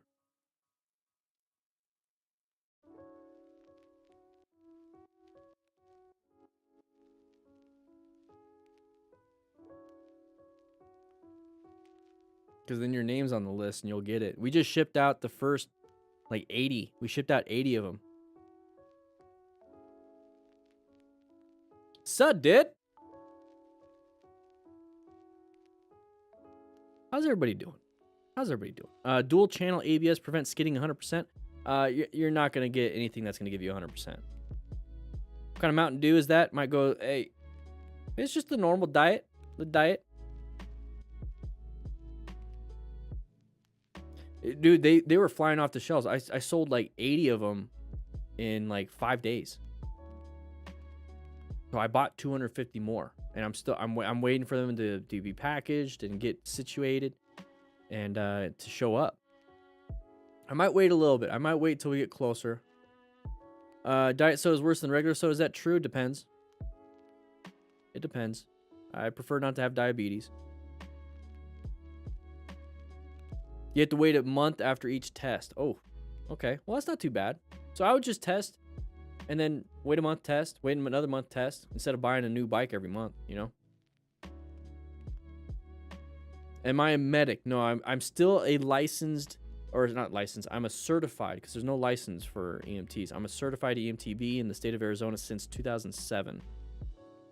And I still am. I have to get my recert. My recert is due January 25th, 2022. So I'll be taking a refresher course that is over 32 hours for the state of Arizona and take the test. And I'll probably be doing that around November, like I did 2 years ago. Yeah, Prodigal, we saw that. It wouldn't let us to print it out, so it was really cool. We have one more person that's kind of like that too. So I'm glad it's. Did you get a notification that it shipped for you, Prodigal? Because she just took, seriously, she showed up with 80 boxes, like 76 boxes or something. Because some people bought more than one, and she showed up and they're like, and then they're like, all right, cool, thank you. That was a lot of fun. We bought like this $300 gum tape machine, so it's nice and easy to do. We bought I bought a paper, the craft paper cutter, which we might get a wall mounted. We got a thermal label printer. What else did we get? We got like all these different shipping supplies. It's so we got like a pallet of boxes. And then multiple different kinds of boxes. There's just so many cool things that we got. If you guys get anything on the shop while we're streaming, I'll go ahead and shout you out. Like Sean got himself a hat. So that's pretty sweet. I can't wait for you to get that hat. He got the first hat. That's except for me. Can you take orders and then put a batch order in at the end of the month? You know, if that's the thing with the pre-orders, is if I get we do pre-orders. Yeah, recert does suck, Nick. It does. It's cool though, because I've been out of the career firefighting for a while, so it's really cool to actually get the refresher. When I was actually working, it was kind of annoying. If you want a Dan signed hat, ooh, that's a tough one. Yeah, that's a tough one. I might just make the back side, because you can do embroidery on the back. I might just make that a signature. Does that sound, you know what I mean? So it's almost like it. It's not me getting it. Not you, Sean. Some other Sean. So I was saying something. You squirrel. Stop it. Oh, so the trauma kits. So if I do a pre-order, I can then order another set of 250. Like right away. So pre-orders are pretty helpful. We're working on an issue where we just don't have the capital to keep inventory. I seriously didn't think you guys were gonna buy this many this quick. I thought 100 trauma packs were gonna last me at least 2 months. I thought I was gonna have a month like head time, and I didn't. So you kind of screwed me a little bit.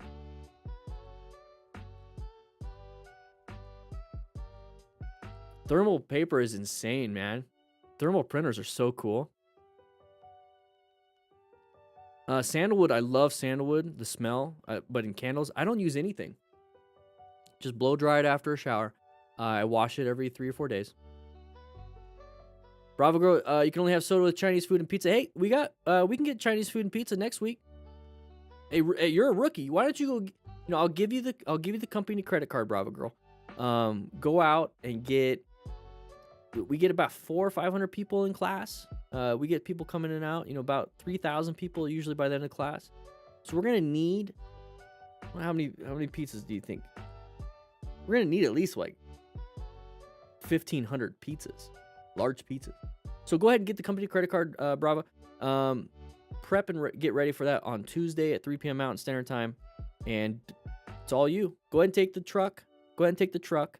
We got a trailer. Go ahead and bring a few rookies because it's a lot. It's a lot. And we might have to send a senior crew member with you guys because rookies, I mean, come on. You guys are going to eat half of them by the time you get here. Newbie, go ahead and go with them. Newbie, go ahead and go. There you go. Boom. Solved the problem.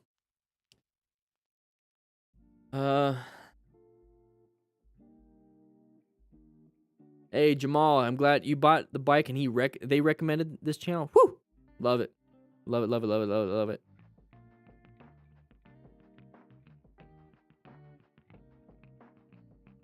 Yeah, I don't know how it works either.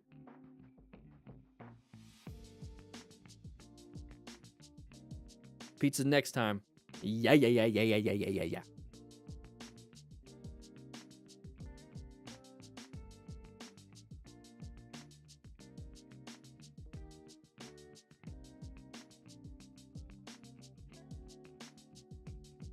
Yeah, Bandit. Yeah, no, I like it. I like the conditioner stuff, but like my skin underneath is it's not dry, it's not flaky or anything.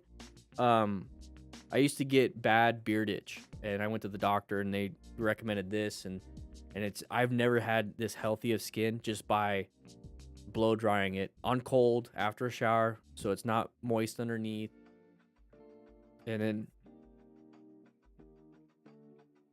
it just feels good. I don't know. It just works for me, which is great because I don't have to buy product. One of the other coaches where I work suggested I give you a lookup. That is so cool. That is so cool.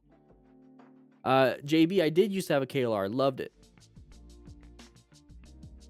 You want some beanies, VFX? We can do beanies in the shop. We could do some beanies. Yeah, we could easily do some beanies. That wouldn't be hard to do.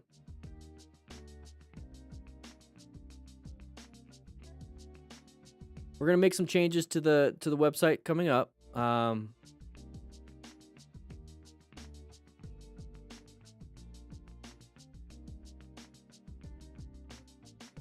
you guys doing? What are you guys doing?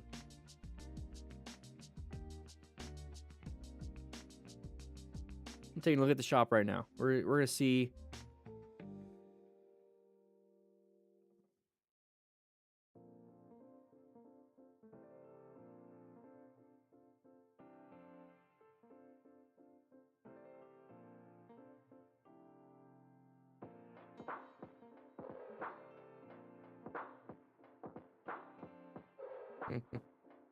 There we go. We're working on a lot. We're working on a lot of things. Michael, you placed an order. What'd you get? Woo! Got some rescue. You got a rescue card. Yeah. Got a rescue card, Michael. Thank you for getting a rescue card. We're gonna get that out as soon as possible. The rescue cards we can get out pretty quick. The stickers and the hats are fulfilled by Printful. So once you place the order, they're gonna start making it right away. But it, you know, obviously how it takes is print on demand, no inventory. This way I don't have to. I got way too much stuff. Way too much stuff.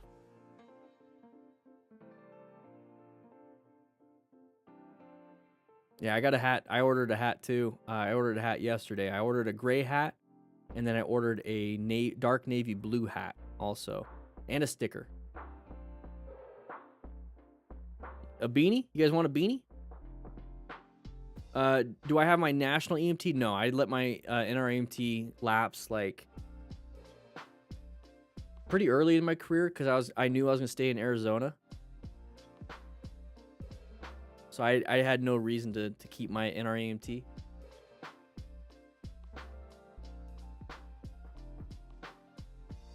Beanies. All right, you guys want beanies?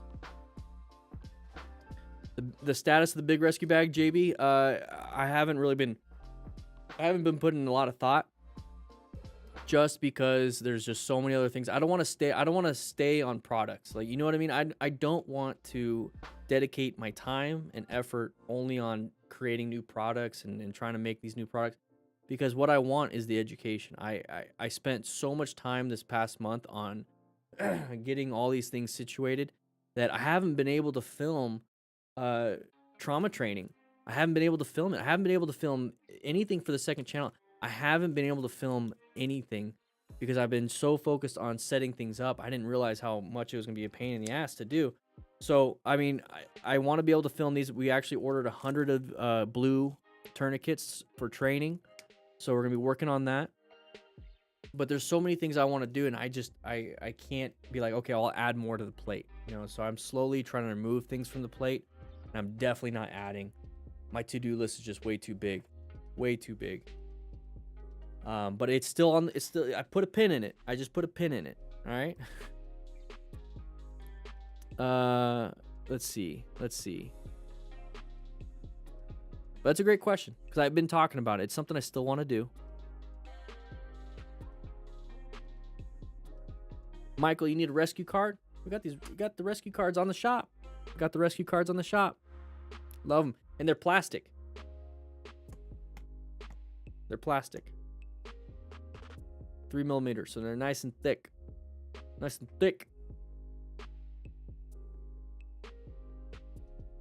Big rescue bag. Oh, what's up, Mike? How you doing, man? Rookie member. Woo! You're gonna go with Bravo Girl to get some pizzas next week, by the way. Got 9 new members today. If you want to become a member, click that join button. Yeah, so the blue tourniquets are just for training. So in this, in the first version of the rescue kits, we have oop, my CPR mask.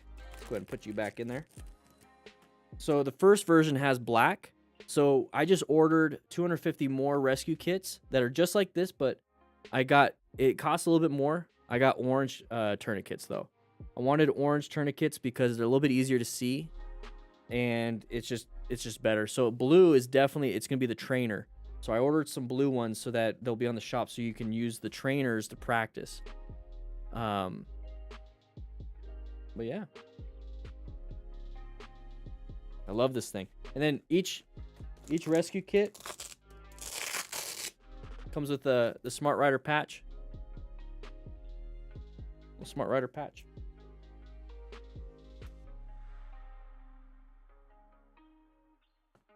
What's up, Michael? How you doing? Good to see you.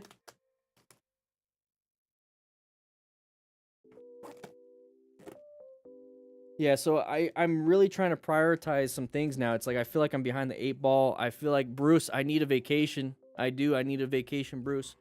I really do. How you doing? How's your music? But I'm prioritizing some tip videos and some training videos. I'm prioritizing that. Tomorrow, I wanted to go riding today. I got so much stuff. I had a meeting. I had a couple meetings today, actually. And then tomorrow morning, I'm gonna go for a ride, and I'm gonna film some tip videos. See you later, Brava. So I'm gonna film some tip videos tomorrow, and then I'm gonna hopefully get at least some of the trauma training written out. It's a lot. I'm a one-man show for a lot of things. Thankfully, I got some different people working for me and helping me out. So, do you remember what saddlebags are on your Sportster? Yeah, those were the Burley brand. Oops, the Burley brand saddlebags. Love them. Still, I have one Savage. I have one of them on my FTR. My FTR in the exhaust doesn't allow for 2 saddlebags, but I took it off the Sportster and put one of them on the FTR. I love them. They're really cool. They're a little bit tiny, but they look so good. What's different with the trainer? It's just blue. It's just to let you know to play with that one and mess with that one, not the other one.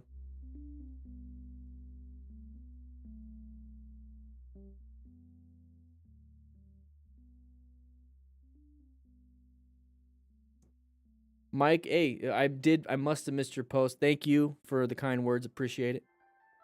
What's my opinion on mustache crash guards? I don't know. What? For the rescue packs, do you suggest wearing it on your person or keeping it on the bike, or either or? Because your goal is to rescue another rider. So once you get off the bike, go ahead and take it out of your saddlebag, or take it out of your backpack, or take it out of wherever, and then you go out and assist. If it's more of a you crashed, then definitely being on your person is better. But at that point, I'm hoping it's not that bad, because if it's so bad that you've been ejected so far from your bike, you're probably going to have injuries to your brain, and you might not be thinking really well. And then hopefully a buddy that is with you. This is why when you buy a rescue card, there's an option for 10 rescue cards.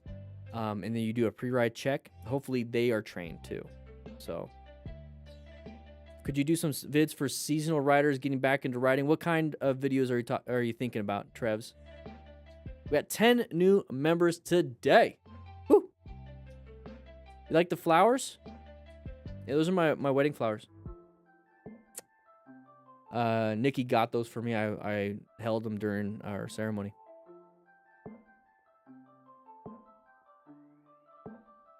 See you later, JB. Woo! You like my my plaque? Big shout out to Newbie. Great interior decorator. You guys see the rest of the office? Look at the rest of the office. Isn't this office look amazing? It's so good. I mean, there's my wife up on the wall over there on the far left, but we got some nice comfy seating over here. What is this music?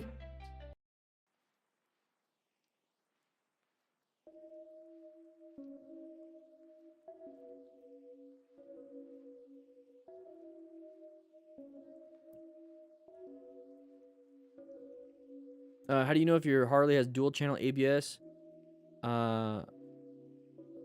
Dual channel? You mean like front and back combined? Like your Harley? So ABS. Well, so ABS. If you look at your brake rotor, you're gonna see like these little slots. Just look up ABS brake rotors, and if you don't have those on your bike, you don't have ABS. And Harleys typically don't.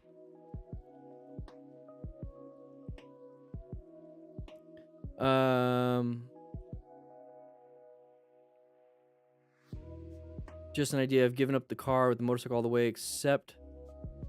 Well, what kind of videos are you thinking? Like, you need training videos, or... Because we have training videos on motorcycle training concepts. What's the white helmet? Right there? Oh, that's my showy. That's my showy. Vic A, are you a CC member too, baby? Woo! Yeah.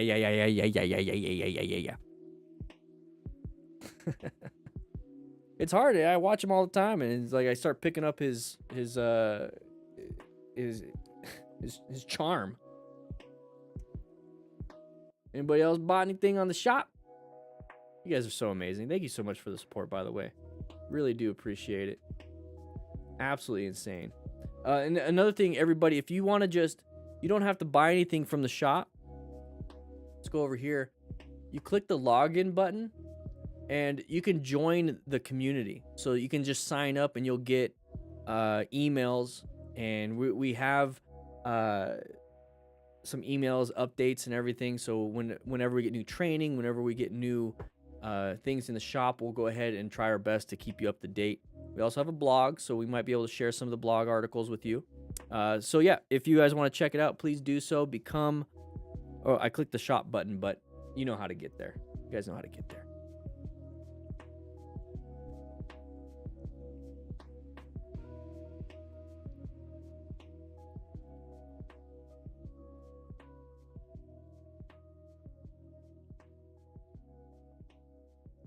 Yeah. Any tips for new dirt riders? Safe rider principles apply everywhere, but mechanically it's a little different. No, the principles apply. So seek out and recognize hazardous situations. So when you're out on the dirt, you got to recognize that it's different than on the road. You don't have the path of travel typically, but you have the off-road specific issues. And Mike upgraded to crew member, baby. Ain't no rookie no more. Woo! Yeah. You got the fundamental skills, same thing. Maintain your fundamental skills. Acquire and utilize PPE. So it's the same thing. You know, wear a helmet, and then the gear specific for off-roading. Rescue another rider. Hey, it's the same thing. Teach and mentor. Same thing. So smart rider principles are the same thing across the board. That's why they're principles. They're not designed specifically only for on-road motorcycling. They're the principles that I follow all the time. I'm always situationally aware. Unless I'm at home, I'm in white stage, or when I'm sleeping. I'm always maintaining whatever fundamental skill it is. You know, it could be mental health issues. It could be, my body. You know, it could be physical health. It could be whatever it is. It's the fundamental skills. Acquire and utilize PPE. You know, you're in a car, put on your seatbelt. You know, when I'm out doing anything, I make sure I have one headphone in or out, just in case I see a rattlesnake or something, or I'm constantly, protecting my body in certain ways. Rescue another person. That's just my life. Teach a mentor. As a parent, I'm always doing that. I'm always being a teacher or a mentor. It's just, it can apply everywhere. Gator Guida, woo! Thank you so much.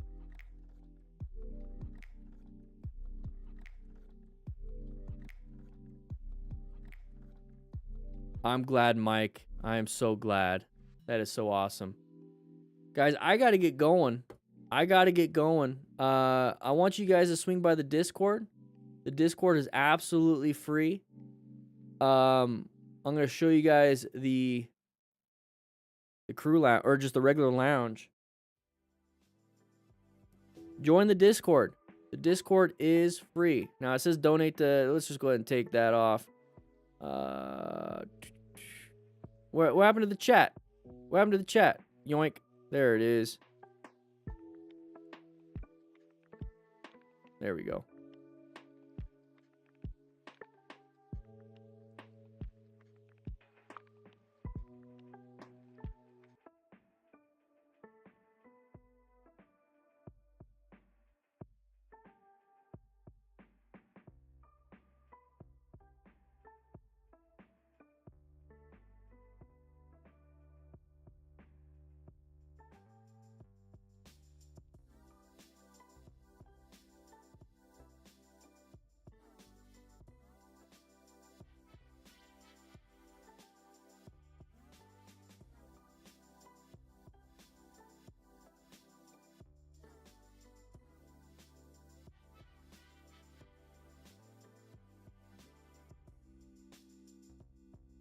Yeah, I know, newbie.